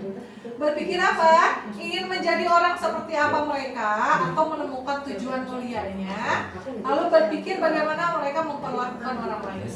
Jadi Ibu Bapak, kalau misalkan ada permasalahan yang timbul, yang dilakukan adalah bantu murid kita untuk menemukan solusi atas masalah mereka. Itu dengan cara restitusi. Nanti saya akan berikan langkah restitusi itu seperti apa Ibu Bapak. Jadi nanti Ibu Bapak bisa menerapkannya untuk menyelesaikan permasalahan individu dari peserta didik. Restitusi adalah proses menciptakan kondisi bagi murid untuk memperbaiki kesalahan mereka. Jadi di sini fokusnya itu adalah untuk memperbaiki masalahnya mereka, bukan untuk menyalahkan, gitu ya, tapi memperbaiki masalahnya. Di saat mereka memperbaiki masalah, mereka tahu bagaimana caranya untuk memperbaiki, solusinya apa. Mereka tidak bisa menemukannya sendiri, Ibu Bapak. Jadi perlu dibantu oleh Ibu Bapak, sehingga mereka dapat kembali ke kelompok mereka dan dengan karakter yang lebih kuat. Jadi kalau misalkan ada anak kan, ada anak yang buat masalah lalu kita salahkan, besoknya nggak sekolah, berminggu-minggu nggak sekolah. Tapi kalau kita berikan solusi, bantu mereka menemukan solusi, mereka akan kembali lagi belajar, termotivasi lagi, bahkan mereka lebih menjadi individu yang lebih kuat, lebih baik lagi, gitu ya. Karena mereka sudah menyadari kesalahannya tersebut dan tahu untuk menyelesaikan masalah tersebut. 9 ciri-ciri restitusi. Nah, ini adalah beberapa ciri-ciri Ibu Bapak setelah melakukan restitusi. Yang pertama, belajar dari kesalahan, bukan menebus kesalahan. Jadi anak-anak diajak untuk belajar dari kesalahan yang sudah mereka lakukan. Lalu yang kedua, memperbaiki hubungan. Begitu. Hubungan kita. Iya, memperbaiki hubungan yang namanya antara guru dengan siswa atau siswa dengan siswa. Lalu yang ketiga, menawarkan, bukan memaksa. Ya. Jadi ibu bapak menawarkan kepada peserta didik bagaimana kira-kira solusinya. Ajak mereka untuk aktif dalam mencari solusinya. Jadi bukan hanya ibu bapak kamu harus melakukan ini untuk menebus kesalahan kamu. Tapi ibu bapak kita ajak untuk menemukan solusinya dari permasalahan tersebut. Yang keempat, restitusi diri adalah cara terbaik. Dibandingkan ibu bapak memarahi, dibandingkan ibu bapak menyalahkan kesalahan mereka. Ya capek-capek tapi tidak ada hasil. Lebih baik diajak mencari solusinya bersama-sama. Atau bisa juga melibatkan orang lain atau pihak ketiga, guru BK, ya begitu, atau orang tua, begitu. Jadi diajak, stakeholder-nya diajak yang lainnya. Yang kelima, menuntun untuk melihat ke dalam diri. Jadi diajak anak-anak untuk melihat kesalahan tersebut dampaknya untuk diri dia apa. Bukan hanya melihat dampak untuk orang lain aja terus, tapi untuk dirinya sendiri dulu ibu bapak. Hari ini kalau kamu tidak sekolah, apa dampaknya untuk kamu? Seperti itu. Hari ini kalau kamu tidak menggunakan seragam olahraga di saat olahraga, apa yang akan terjadi? Untuk diri kamu, bukan untuk diri orang lain. Baju yang dipakai untuk belajar selanjutnya kotor, basah, kamu tidak nyaman, seperti itu. Jadi diajak untuk melihat ke dalam dirinya. Dampaknya untuk diri sendiri dulu, jangan ke orang lain dulu. Yang keenam, mencari kebutuhan dasar yang mendasari tindakannya. Kira-kira ibu bapak menggali apa sih sebenarnya, kenapa sih anak tersebut melakukan kesalahan tersebut? Kenapa anak ini nggak mau datang ke kelas saya? Ibu cari kebutuhan apa yang ternyata tidak atau belum terpenuhi oleh anak tersebut. Oh, anak ini tuh ternyata di rumahnya tidak ada sosok ibu, tidak ada sosok ayah, begitu. Oh, berarti hari ini saya harus menjadi sosok ibu yang mendampingi dia di sekolah. Harus menjadi sosok ayah yang bisa mendampingi dia. Sehingga kebutuhan dasarnya terpenuhi, insya Allah kesalahan yang sebelumnya tidak terjadi. Jadi ibu bapak melihat kebutuhan dasarnya apa? Apa mungkin dia juga butuh pengakuan, keberadaannya dia perlu diakui, misalkan seperti itu. Kurangnya apresiasi mungkin dari kita sebagai guru terhadap dia, seperti itu. Sehingga dia mencari cara untuk terlihat oleh Bu Sari nih, kalau saya ada dengan ngomong asbun misalnya di dalam kelas kan gitu ya, kadang anak-anak mencari perhatiannya seperti itu. Iya betul. Jika sebelum gitu Ya, perhatiannya mencari perhatiannya. Mungkin karena Bu Sari atau kita ternyata kurang mengapresiasi mereka. Tindakan mereka di kelas ternyata kurang kita apresiasi. Sehingga mereka mencari perhatian dengan cara yang salah. Yang ketujuh, caper, betul. Berfokus pada karakter bukan tindakan. Dalam pembentukan karakter fokusnya ke situ ibu bapak. Jadi tujuan kita memperbaiki kesalahan, fokusnya adalah untuk membentuk karakter. Ya, jadi kalau misalkan hukuman itu hanya bersifat sementara, tidak akan membudaya nantinya, tidak akan menjadi karakter. 8. Berfokus pada solusi. Di saat ibu bapak memanggil anak yang bermasalah, duduk di samping ibu bapak harus ingat bahwa hari ini saya ingin mencari solusinya, bukan ingin menyalahkan dia. Bukan lagi ingin terus-terusan kamu adalah pointer dari kesalahan kamu. Bukan hanya seperti itu, tetapi ibu bapak bersama-sama dengan dia tersebut mencari solusi atau memberikan solusi. Iya, atau memberikan solusi. Solusi itu didapat dari dua pihak ibu bapak. Jadi ibu bapak meminta mereka untuk mengungkapkan kira-kira solusinya apa nih untuk kesalahan kamu. Ada anak gak datang ke sekolah, ibu tanya, kira-kira solusinya seperti apa sampai kamu harus datang lagi ke sekolah nanti. Nanti dia bisa mengungkapkan ibu bapak, dan ibu bapak mengarahkan mereka untuk itu. Yang ke-9, mengembalikan murid yang berbuat salah pada kelompoknya.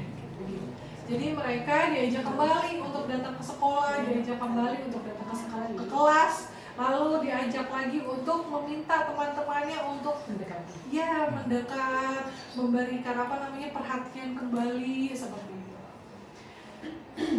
Nah, kita masuk keyakinan kelas. Nah, di sini ini ada sangkut pautnya dengan apa yang namanya hukuman tadi atau restitusi, karena keyakinan kelasnya tidak terbentuk. Kalau sudah kemarin kita di awal pembelajaran nih, Ibu Bapak Budian sudah berkoar-koar, Ibu Bapak hari ini kegiatannya membuat keyakinan kelas dulu katanya gitu ya. Karena itu memang poin utama penting. Sebelum nantinya di kelas timbul masalah karena keyakinan kelasnya tidak ada, tidak terbentuk, tidak tercantum. Anak-anak gak tahu kalau ternyata ada keyakinan seperti itu. Makanya di awal pembelajaran perlu dan diwajibkan untuk membuat keyakinan kelas. Yang namanya keyakinan itu tidak hanya dibuat di dalam kelas Ibu Bapak, tidak hanya di kelas yang Ibu Bapak jadi wali kelas gitu ya kampung. Tetapi Ibu Bapak mengajar, Ibu Bapak boleh membuat keyakinan mata pelajaran Ibu Bapak. Jadi misalkan Ibu Bapak pelajaran bahasa Inggris, buat keyakinan di awal pelajaran dengan pelajaran bahasa Inggris itu keyakinannya seperti apa? Betul Ibu Bapak.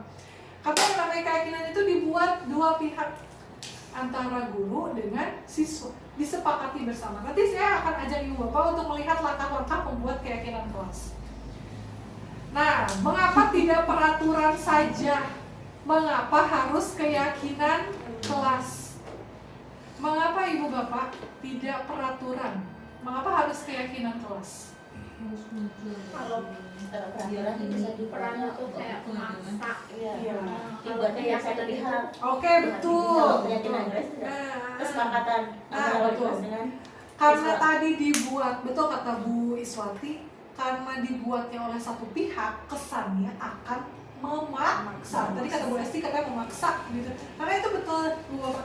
Kalau saya membuat peraturan, Ibu Bapak tidak diajak, kan berarti saya sedang memaksa Ibu Bapak untuk mengikuti peraturan saya. Tetapi kalau keyakinan itu dibentuk atas dua pihak. Kesadaran dua pihak. Kesadaran dua pihak yang disepakati antara guru dengan siswa peserta didik begitu. Di sini ada beberapa pertanyaan. Mengapa kita memiliki peraturan harus menggunakan helm bila mengendarai kendaraan roda dua?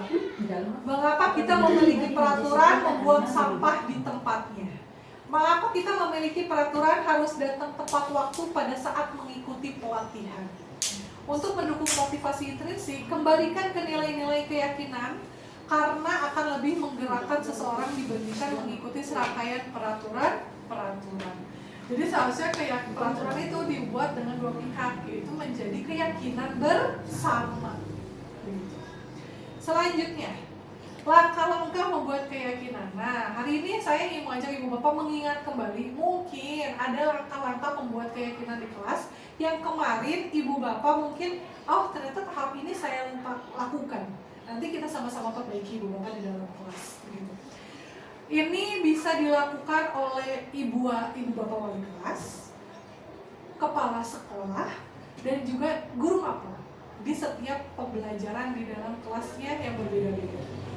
Yang pertama itu adalah langkah pertamanya, mempersilahkan warga sekolah atau murid-murid di dalam kelas untuk bercurah pendapat tentang peraturan yang perlu disepakati. Jadi Ibu Bapak bertanya terlebih dahulu, kira-kira peraturan seperti apa yang ingin kita sepakati? Nanti muncul tuh Ibu Bapak dari anak-anak, tidak boleh pakai make up, ya tadi Ibu, ya Bu Data, tidak boleh rambut gondrong katanya gitu. Nah itu curahkan dulu sehingga anak-anak memunculkan pendapat mereka, mencurahkan pendapatnya. Saya nggak mau nih Bu di kelas ini itu berisik karena ada yang nyetel musik katanya gitu. Ya tidak gagal. Iya jangan. Menggunakan speaker katanya ada yang seperti itu. Tidak bermain handphone katanya gitu. Tidak boleh berbicara di saat guru menjelaskan katanya gitu. Jadi di situ munculkan dulu pendapat dari peserta didik. Lalu yang kedua, mencatat semua masukan-masukan pada para murid atau warga sekolah di papan tulis atau di kertas besar. Jadi di saat ada muncul pendapat dari peserta didik, kita langsung tulis Ibu Bapak di board atau di kertas kertas karton, kertas Udah besar. konsep atau udah jadi Bu? Dengan Masih kotor, Masih konsep. ya masih konsep, masih yang ditulis dulu, belum jadi. dikumpulin dulu gitu Ya, ya? pokoknya dikumpulin mau 10, mau 20 itu peraturan dari anak-anaknya itu dikumpulkan dulu. Setelah itu, susunlah keyakinan kelas dengan mengganti kalimat-kalimat dalam bentuk negatif menjadi positif. Kalau tadi ada yang tidak boleh membuang sampah sembarangan. Misalkan itu kan menjadi tidak, itu kan kalimat negatif. Ibu bapak berarti harus merubah menjadi kalimat Membiasakan positif. diri hidup bersih. Betul, membiasakan menjaga kebersihan, misalkan gitu. Disiplin waktu. Jadi kalimatnya dirubah. Tidak boleh terlambat. Berarti dirubah menjadi datang tepat waktu. Tidak boleh mengejek teman dan guru. Berarti kita rubah ke dalam kalimat positif. Saling menghargai. Saling menghargai dan menghormati. Begitu. Nah itu kita rubah dulu Ibu Bapak. Jadi di sini itu nanti peraturan, di sebelah kanannya itu adalah kalimat yang positif.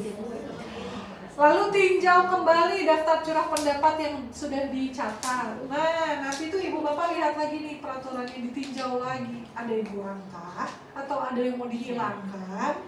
Itu gimana kesepakatan bersama? Iya, gimana kesepakatan? Yang penting dikumpulin dulu.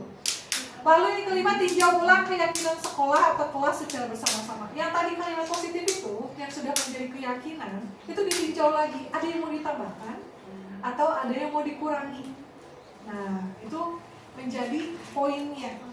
Selanjutnya yang keenam, mempersilahkan warga sekolah atau kelas meninjau ulang dan menyetujuinya dengan menandatangani keyakinan tersebut.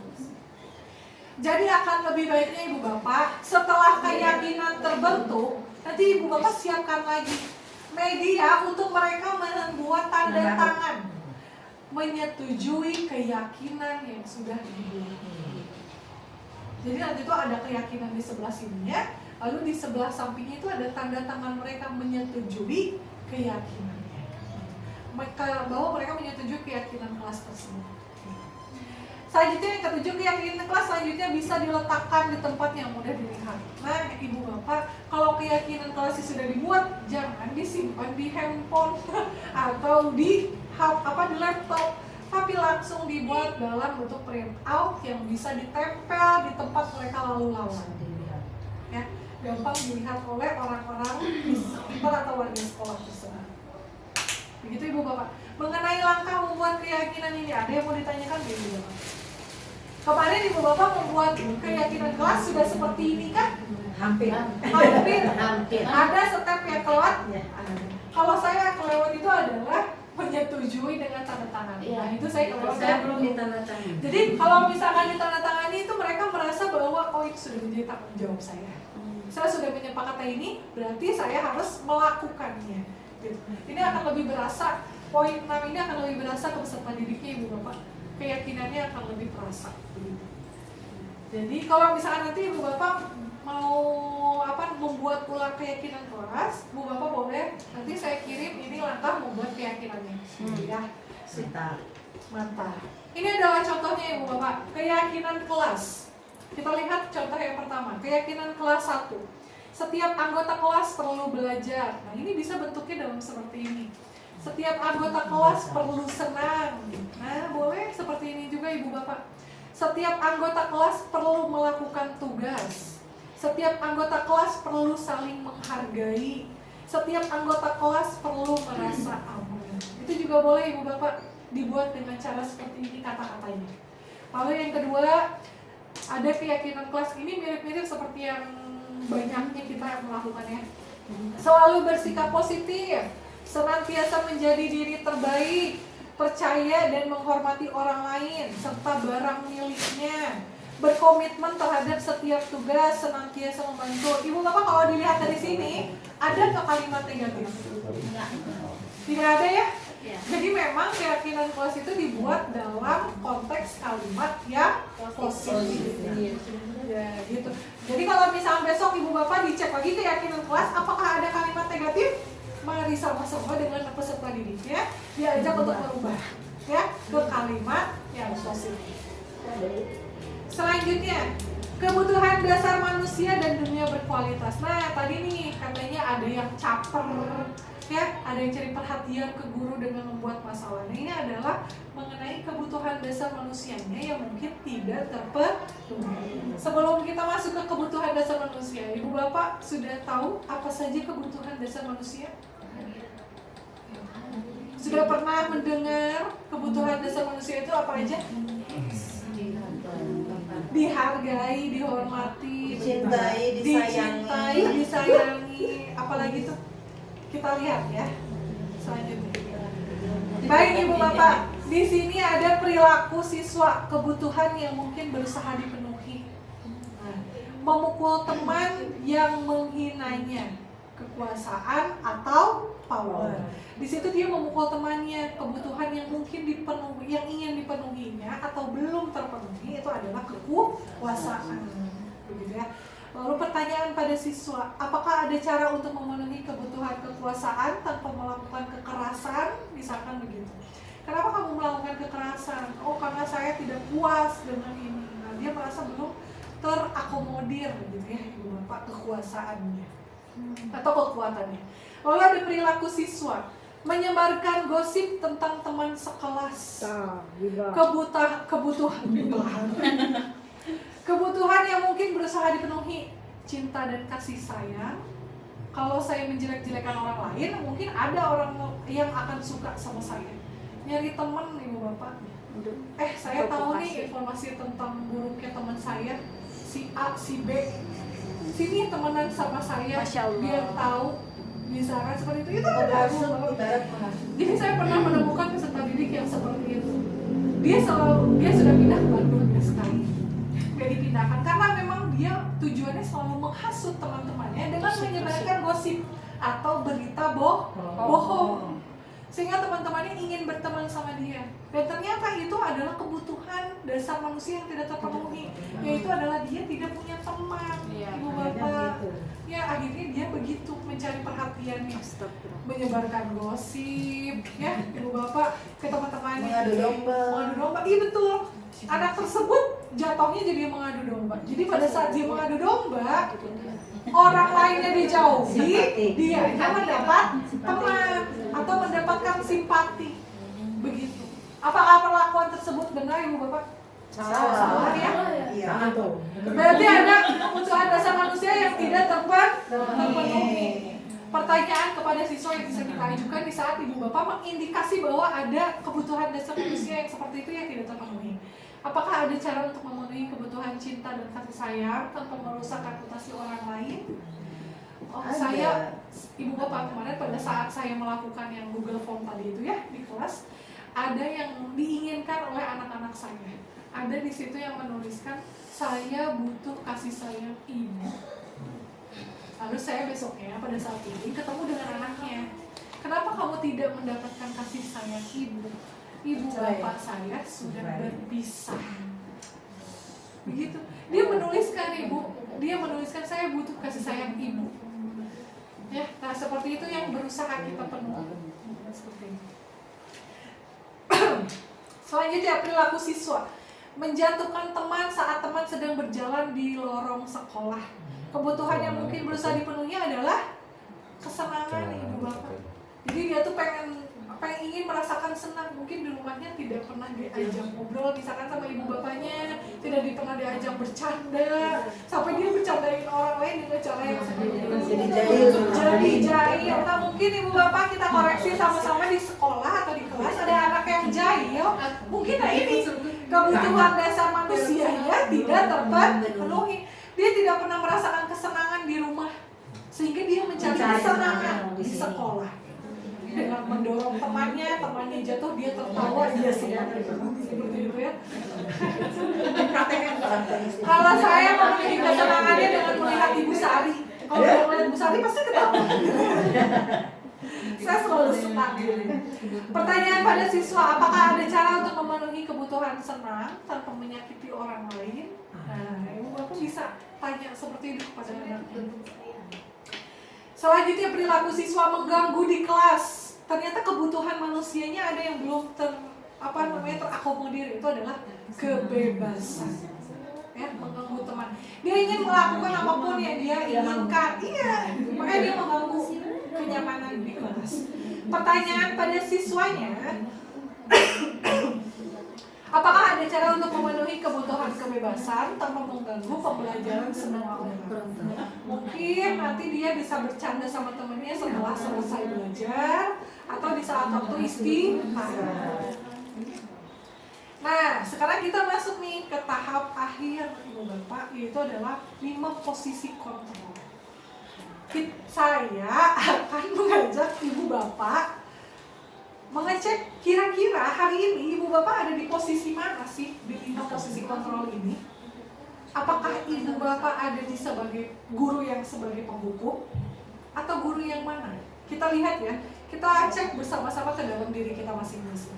Nanti kita tuh ada di posisi mana sih, gitu ya. Dan segitiga restitusi. Tadi kan kita udah membahas restitusi, nah ini ada segitiga restitusi. Cara Ibu Bapak menangani masalah dengan cara restitusi.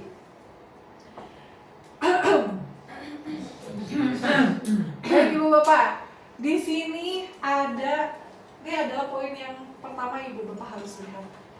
Ada posisi kontrol itu ada 5 Ibu Bapak ya. Yang pertama itu adalah posisi kontrol sebagai penghukum. Yang kedua posisi kontrolnya sebagai pembuat orang merasa bersalah. Ada juga yang posisi kontrol gurunya sebagai teman. Ada Ibu Bapak yang menjadi teman? Ada. Ada yang guru berposisi menjadi pemantau? Ada.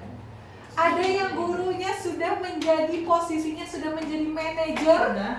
Sudah ada. Kita lihat ya Ibu Bapak. Bagus itu, udah bagus manajer itu. Oke. Iya bagus itu kan Bu dari udah bagus. Santai. Miyamin pilih. Baik Ibu Bapak, di sini kalau kita lihat di bagian atas, ini ada identitas gagal, ada identitas berhasil, ada identitas berhasil atau sukses ya. Ini kontrol dari luar, ada kontrol dari diri sendiri. Kita lihat Ibu Bapak, guru berbuat, menghardik, menunjuk-nunjuk, menyakiti, menyindir. Itu adalah guru yang menghukum.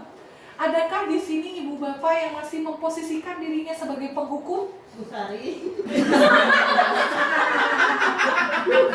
Ujungnya. Kalau Ibu Bapak masih menghardik, menunjuk-nunjuk, menyakiti perasaan anak Ibu Gak sampai gitu, gak gitu juga Pak. Bu Sari korbannya. Kalau nggak ada sih kalau Nah, berarti sudah, kalau misalkan sudah tidak pernah, berarti kenapa? ya Bu. Ya, Jadi melakukan seperti itu. iya, kalau kepepet seperti itu, kalau kepepet, berarti masih ada posisi lain. Lalu kalau membuat orang merasa bersalah, biasanya si gurunya tuh berbuat berceramah, mengatakan seharusnya kamu tuh melakukan seperti ini. Lalu atau ibu berkata, ibu kecewa sama kamu, kenapa kamu melakukan hal tersebut? Kamu gak kasihan sama ibu? Ibu jauh-jauh. Kamu kasihan sama ibu bapak kamu? Ibu masa ibu Kurang kumaha ibu mah kamu teh. Nah, itu adalah ternyata posisi yang dimana itu adalah identitas gagal ibu bapak. Ya, jadi penghukum dan pembuat orang merasa bersalah. Penghukum atau pembuat orang merasa bersalah itu adalah pembentukan identitas yang gagal ibu bapak. Ya, jadi kalau misalkan ibu bapak hari ini masih melakukan, kalau ibu bapak sehari, saya masih ada di posisi penghukum, masih ada di posisi pembuat merasa bersalah, kita mulai kurangi ibu bapak sampai nantinya menghilang sikap tersebut. Ya, sampai nantinya posisinya berubah menjadi posisi yang berhasil. Ya ibu bapak. Lalu hasilnya, kalau ibu bapak menjadi penghukum dan pembuat merasa bersalah, hasilnya anak akan memberontak atau menyalahkan orang lain atau bahkan berbohong. Kalau ibu bapak menghukum supaya saya gak dimarahin Bu Sari, mendingan saya ngebohong. Gitu. Karena Bu Sari soalnya dari kemarin nyelesain masalah sama saya teh marah-marah, ngehukum. Daripada ngebohong, daripada dihukum mendingan ngebohong. Itu yang akan terbentuk ibu bapak. Tidak akan ada identitas yang berhasil dibentuk. Selanjutnya, menyembunyikan atau menyangkal dan berbohong. Ya, anak-anak akan menyembunyikan kesalahannya. Dia bahkan tidak mau mengakui kesalahannya, sehingga solusinya tidak akan ditemukan. Ya. Kaitan dengan dunia berkualitas. Murid meletakkan guru di luar dunia berkualitas. Murid meletakkan guru di dalam dunia berkualitas. Sehingga mereka tidak menganggap bahwa gurunya sesuatu yang penting, sesuatu yang baik. Ibu bapak mereka tidak memposisikan ibu bapaknya adalah seseorang yang perlu dihargai, didengar perkataannya. Karena ibu bapak hanya bisa menghukum dan membuat mereka merasa bersalah. Lalu murid berkata, biarkan saja, nanti juga marah-marah lagi. Ada ya ibu bapak? Ya. Kayaknya kita dulu kalau dimarahin sama guru, gitu ya jawabannya. Antep si Bu eta mah. Kadoi, gitu ya. Supaya gitu. Lalu si pembuat orang merasa bersalah itu akan hanya berkata, maafkan saya Bu, tapi tidak menemukan solusinya.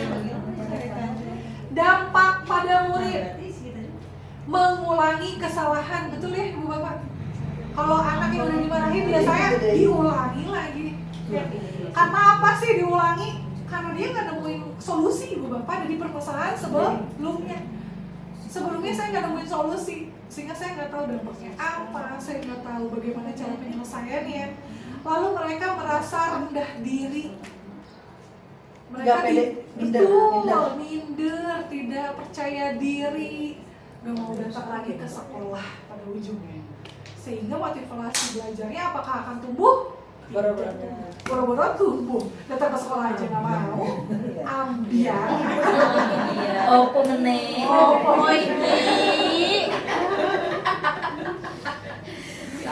Baik bapak, di sini ada lagi nih identitas berhasil, tapi kontrolnya dari luar atau motivasinya ekstrinsik atau eksternal. Motivasinya masih dari dalam dua, tapi ini identitasnya berhasil, tapi ekstrinsik ibu bapak, bukan dari dalam diri. Itu disebut posisi gurunya itu sebagai teman atau pemantau. Kita lihat ya ibu bapak, guru yang teman itu adalah guru membuat alasan-alasan untuk muridnya. Contoh misalkan ibu bapak ya, mungkin ibu bapak pernah merasakan seperti ini di saat menyelesaikan masalah. Ibu, dia ngedorong saya, misalkan gitu. Terus ibu ngomong sama si anak yang lapor, "Gus, atau ibu, gitu." Pernah nggak ibu bapak? Pernah ya? Pernah ya? Pasti pernah ibu bapak. Atau ibu bapak misalkan ada anaknya yang lapor tidak menggunakan seragam sesuai itu. Lah, kendala, lu penting mah pakai baju. Nah, itu iya, itu menempatkan diri ibu sebagai teman. Tapi ibu bapak tidak memberikan solusi, ya. Ibu bapak hanya memposisikan diri aja sebagai teman. Lalu ada posisi sebagai pemantau, menghitung dan mengukur. Ibu bapak hanya mengukur saja, kamu lagi-lagi, besok jangan gitu lagi ya. Hanya sebatas itu saja. Tidak ada penyelesaian. Gitu, ibu bapak. Apa peraturannya? Hanya mengetahui peraturannya. Sekali lagi, tidak menemukan solusinya. Hasilnya, anak akan ketergantungan. Ibu bapak, kalau misalkan ibu bapak menempatkan posisi ibu bapak sebagai teman, si anak akan ketergantungan. Urang mah masalah rek laporna ka Bu Meme we Bu Meme mah da bageus kieu cenah. Sama Bu Meme terus ketergantungannya sama Bu Meme, tidak berani kepada guru yang lain. Atau bahkan tidak menghargai guru yang lain. Bu Meme mah bager, kalau bikin masalah tara nyalekan ke aku. Iya, Bu Meme mah dihormati, dihargai, sedangkan guru yang lain tidak. Itu yang akan tumbuh ibu bapak.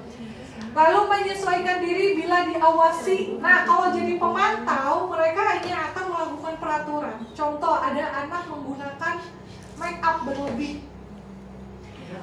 Aing poe ayeuna yang pelajaran buteti itu nya. Gitu kan ibu bapak ya? Oh, ayah mau pakai make up Ayo sukan mah aya pelajaran Bu Meme bukan rumah tangan nyalekan. Dipakai gitu. Itu adalah posisi ibu bapak berarti sebagai pemantau, bukan sebagai pencari solusi ibu bapak atau manajer. Selanjutnya kaitannya dengan dunia berkualitas. Murid meletakkan guru di sebagai orang yang sangat penting di dunia berkualitas. Jadi anak-anak ya tadi seperti yang saya contohkan, mereka hanya akan percaya kepada saya saja, tidak percaya kepada guru yang lain. Murid meletakkan guru peraturan dan hukum di dunia berkualitas. Mereka akan melihat bahwa guru tersebut adalah sebagai penghukum atau bukan, begitu. Jadi di saat sebagai penghukum dia mengikuti aturan, di saat bukan dia melakukan peraturan, melakukan kesalahannya lagi, begitu. Murid berkata, kalau menjadi teman nih ibu bapak posisinya, saya berpikir bapak ibu teman saya ternyata begitu. Nah, itu akan seperti itu contohnya. Teramai ibu bapak mah ya nama tiba-tiba misalkan Bu Sarita berubah jadi galak, tadi dan jadi teman. Bu Sarita tiba-tiba tidak akan menjadi dihargai lagi oleh si anak tersebut. Karena si anak tersebut merasa Bu Sarita sudah berubah. Bu Sarita sudah bukan lagi teman saya, jadi Bu Sarita tidak akan menjadi orang yang saya hargai lagi. Begitu. Berapa banyak bintang yang harus saya peroleh, berapa halaman yang harus saya tulis, sehingga mereka hanya tahu apa hukumannya, bukan apa solusinya, gitu. Kalau sebagai pemantau, dampaknya nih kita lihat ibu bapak, lemah, tidak mandiri dan tergantung. Mereka tuh akan menjadi sosok yang lemah. Mereka tidak tahu cara menyelesaikan menyelesaikan masalah. Lalu mereka tidak mandiri. Mereka akan selalu mencari temannya itu, si guru tersebut yang mencari teman. Hari ini nggak ada Bu Sari, saya nggak bisa ngadu nih masalah ini, gitu. Misalnya dia terus-terusan seperti itu, tidak mandiri. Menitik beratkan pada konsekuensi atau hadiah untuk dirinya. Gitu. Dan kalau menjadi pemantau gitu, dia sudah tahu konsekuensinya apa, dihapus, dijemur, atau lari. Dia hanya akan seperti itu hafalnya. Bukannya dia tahu solusinya, dia hanya tahu cara penyelesaian dengan cara konsekuensi. Gitu. Oh kalau saya nggak pakai sepatu ya udah konsekuensinya lepas, cuma gitu aja. Besoknya dia pakai lagi sepatu bebas itu. Seharusnya ibu bapak membantu dia mencarikan solusinya. Gimana caranya dia tidak menggunakan sepatu bebas lagi, tidak bermake up lagi. Nah sekarang kita ke identitas yang berhasilnya ibu bapak. Ternyata kita sebagai guru harus berada di posisi sebagai manajer. Kalau sebagai manajer itu berarti menghargai diri sendiri tujuannya ibu bapak. Sampai si anak itu bisa tahu bahwa diri saya itu perlu dihargai. Saya melakukan ini untuk menghargai diri saya, bukan untuk menghargai orang lain. Bukan untuk guru, bukan untuk teman, bukan untuk orang tua, tapi untuk saya. Nah di situ berarti sudah berhasil ibu bapak. Identitas sebagai peserta didik. Yang ibu bapak lakukan, guru mengajukan pertanyaan-pertanyaan. Di saat anak muncul masalah, ibu ajukan pertanyaan-pertanyaan dulu sampai nantinya menemukan solusi. Begitu. Yang kedua, guru berkata, apa yang kita yakini atau apa yang bisa kau kerjakan untuk memperbaiki masalah ini. Nah itu ibu bapak, ingatkan kembali di saat anak membuat masalah, ingatkan kembali kepada keyakinan bersama. Loh kan di kelas tidak boleh menggunakan make up secara berlebihan. Itu sudah kita sepakati. Diingatkan kembali keyakinannya, lalu dicari perbaikannya seperti apa, seperti itu. Lalu hasilnya itu akan menguatkan pribadi. Di saat si anak sudah menemukan solusi, dia akan menguatkan pribadinya sendiri. Jadi si anak sudah tahu bahwa dirinya sendiri itu sudah tidak perlu lagi dihukum.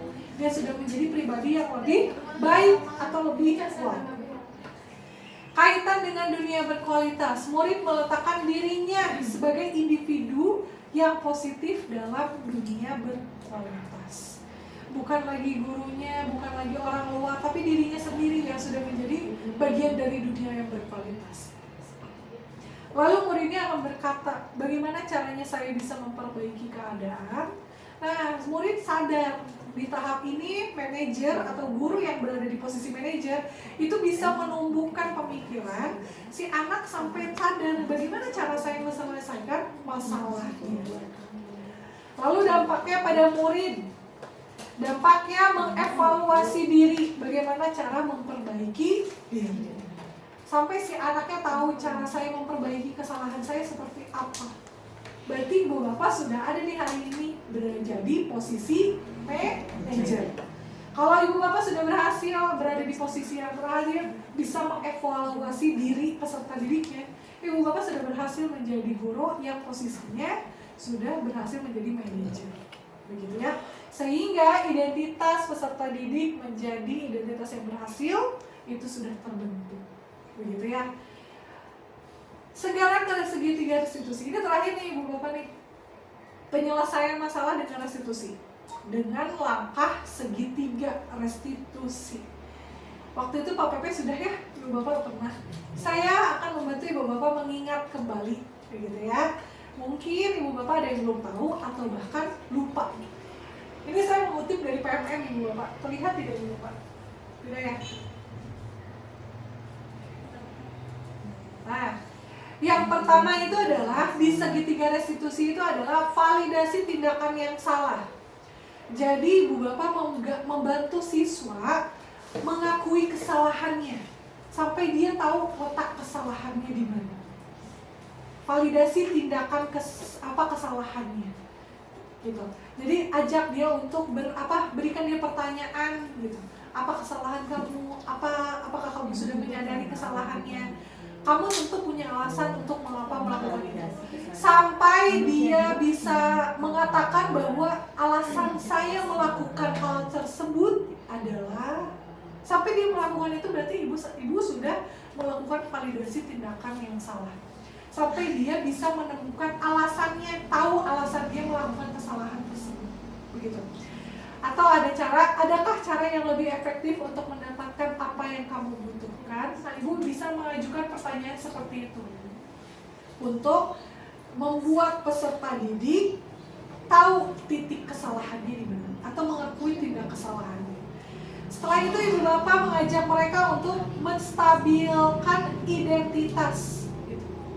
Jadi ibu bapak tidak ada lagi di saat ibu bapak menemani siswa yang bermasalah itu posisinya menyalahkan, menyudutkan, tapi buat suasananya seolah-olah permasalahan itu adalah sesuatu yang wajar, wajar adanya, wajar dilakukan, ya. Sampai mereka merasa bahwa tindakan yang mereka itu bukan benar, tetapi mereka tahu bahwa itu tindakan salah, tetapi mereka tahu bahwa ini tuh ada solusi yang lebih baiknya, begitu. Setiap orang pasti pernah melakukan kesalahan, nah begitu. Mungkin ibu bapak bisa dengan cara bercandanya, ya ibu juga pernah dulu waktu SMP kayak gitu, tapi kalian tahu nggak dampaknya apa sekarang sama ibu, misalkan seperti itu. Jadi ajak anak berinteraksi, menstabilkan identitasnya, tidak menjadi troublemaker gitu, tidak merasa menjadi saya itu adalah pembuat masalah, saya adalah seseorang yang bermasalah, bukan lagi seperti itu. Tapi dia ajak bahwa ini kesalahan, ini perlu diperbaiki, begitu. Selanjutnya yang terakhir itu adalah menanyakan keyakinan. Nah, di saat ada anak yang melakukan kesalahan, nilai keyakinan apa yang sudah dilanggar, ingatkan kembali. Kita di kelas sudah punya keyakinan kelas. Kira-kira apa coba nilai keyakinan yang sudah kamu langgar? Nah, ajak mereka untuk kembali mengingat keyakinan tersebut. Atau kamu ingin menjadi orang yang seperti apa? Atau ibu bapak juga menanyakan solusi di sini. Solusinya kira-kira seperti apa? Itu adalah menanyakan keyakinannya dia. Kalau hari ini kamu tidak menggunakan sepatu putih sesuai peraturan sekolah, kira-kira apa nih solusinya yang harus kamu lakukan? Sehingga dia yang menemukan solusinya sendiri, ibu bapak. Ibu bapak hanya mengajukan pertanyaan.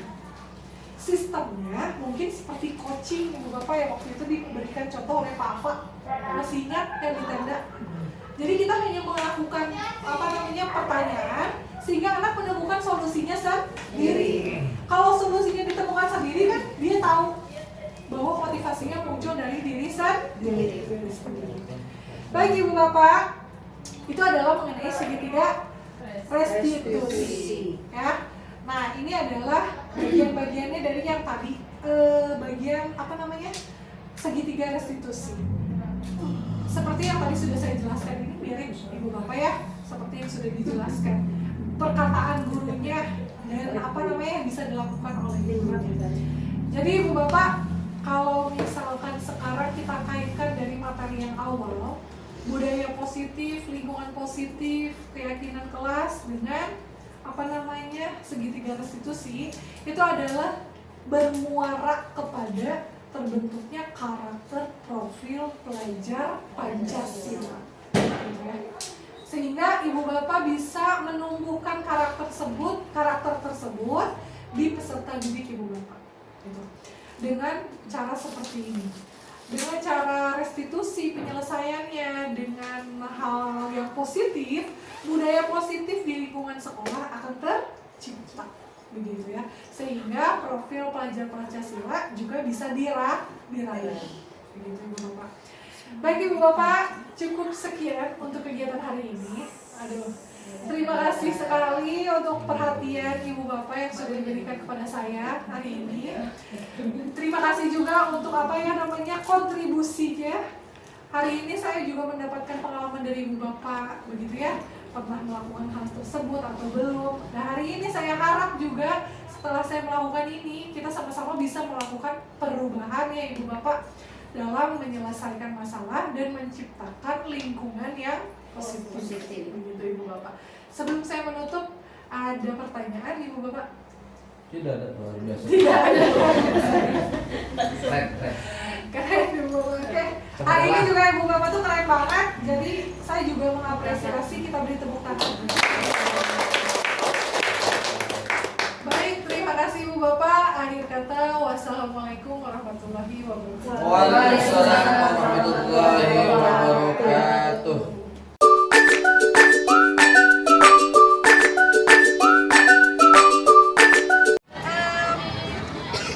Sebelum mulai ke pembelajaran, ini pertama kali ya? Pertama kali Oke, dua kalinya. Itu kan belum itu keyakinan kelas mata pelajaran IPA sama kalian belum ya? Jadi sekarang kita sama-sama membuat keyakinan kelas di mata pelajaran IPA. Keyakinan kelas itu adalah semacam peraturan, tetapi peraturannya itu disepakati oleh saya dan kalian. Biasanya kan kalau peraturan guru doang yang pilih ya. Kalau sekarang kita sepakati bersama-sama peraturan seperti apa saja yang ingin kita bentuk di mata pelajaran kita. Paham? Paham. Sekarang yang langkah pertamanya itu adalah saya akan menanyakan bagaimana peraturannya atau keyakinan kelas yang akan dibuat. Kira-kira peraturan kelas yang ingin kalian buat seperti apa? Sok, sebutkan ya.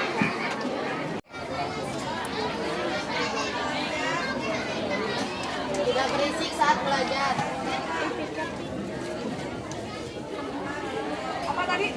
Tidak berisik saat Tidak berisik. Satu bisa? Saya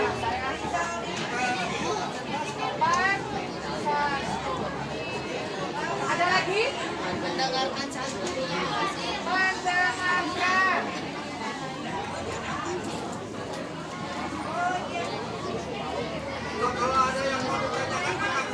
Ada apa lagi? Peraturan apa lagi? Ya kita sepakati di kelas. Kalian pengennya di kelas itu suasananya seperti apa? Memakai baju dengan rapi. Ada lagi?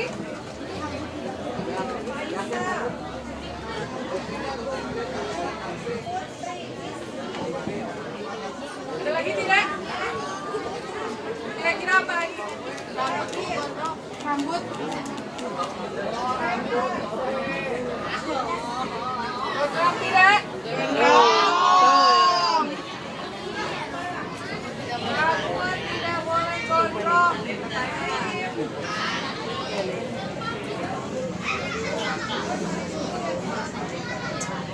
Satu lagi. Kira-kira apa? Keyakinan kalau misalkan berkaitan dengan apa namanya? Apa? Tidak apa? Tidak boleh bermake up. Emang ada yang bermake up? Ibu aja yang bermake up. Boleh.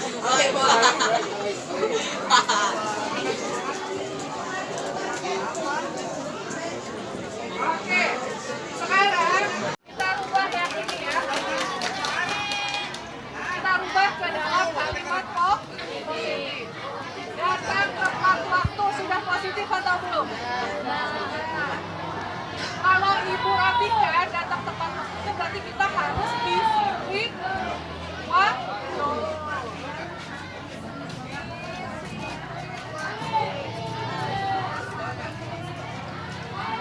Jadi kalau disiplin waktu tuh waktu masuk, waktu istirahat, waktu pulang disiplin. Ya tidak ada yang pulang duluan, tidak ada yang masuknya terlambat, ya tidak ada yang istirahat duluan, ya paham? Oke, yang kedua, mengerjakan tugas tepat waktu itu juga termasuk ke disiplin waktu. Jadi waktunya harus tepat. Mau yang tugas, ya, mau yang tepat waktu. Oke, ketiga, tidak berisik saat di kelas. Nah ini kalimat negatif atau kalimat positif? Negatif. Karena ada kata tidak. Kita rubah ke dalam kalimat positif. Yes, okay. Tidak berisik saat di kelas berarti naik kenyamanan ya. Menjaga kenyamanan kelas.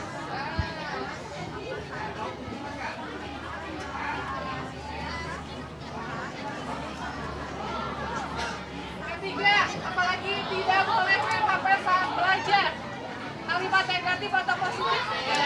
Negatif. Berarti kita harus ubah ke kalimat positif. Kira-kira kalau yang nomor 4 ibu masukin ke yang nomor 2 bisa tidak? Bisa ya? Kan kalau main HP itu berarti kan mengganggu kenyamanan yang lainnya ya. Tuh.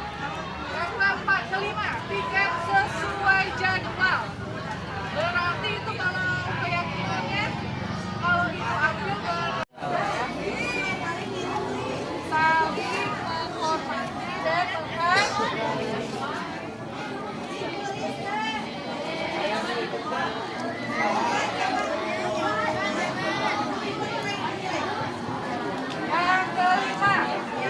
mendengarkan guru masuknya ke nomor 4 bisa tidak? Bisa. Bisa ya? Jadi di saat guru sedang menjelaskan seperti saya hari ini sedang berbicara, kalian semuanya memperhatikan menyimak. Di saat saya bertanya kalian menjawab. Nah, itu juga saling menghargai. Memakai baju dengan rapi. Berarti kalau kita bikin kalimat positifnya seperti apa?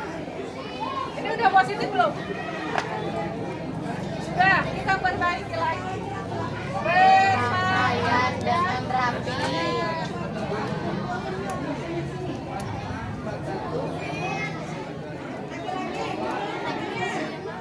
Karena memakai rambut tidak boleh gondrong. Ada kata negatifnya ya? Tidak boleh, berarti harus pendek, harus rapi. Kalau ibu ganti yang berpakaian dengan rapinya dengan berpenampilan rapi bisa tidak? Bisa. Disiplin waktu. Yang kedua, menjaga kenyamanan kelas. Yang ketiga, menjaga kebersihan kelas. Yang keempat, saling menghormati dan menghargai. Berpenampilan dengan rapi. Nah, kalian sepakat tidak dengan keyakinan yang sudah kita buat? Sepakat. Berarti hari ini keyakinan kelas 8E bersama Bu Meme adalah ini. Ya, kita sepakati bersama-sama. Oke? Nanti kita dibuat dengan poster. Jadi kalian juga bisa mengingatnya terus menerus. Oke?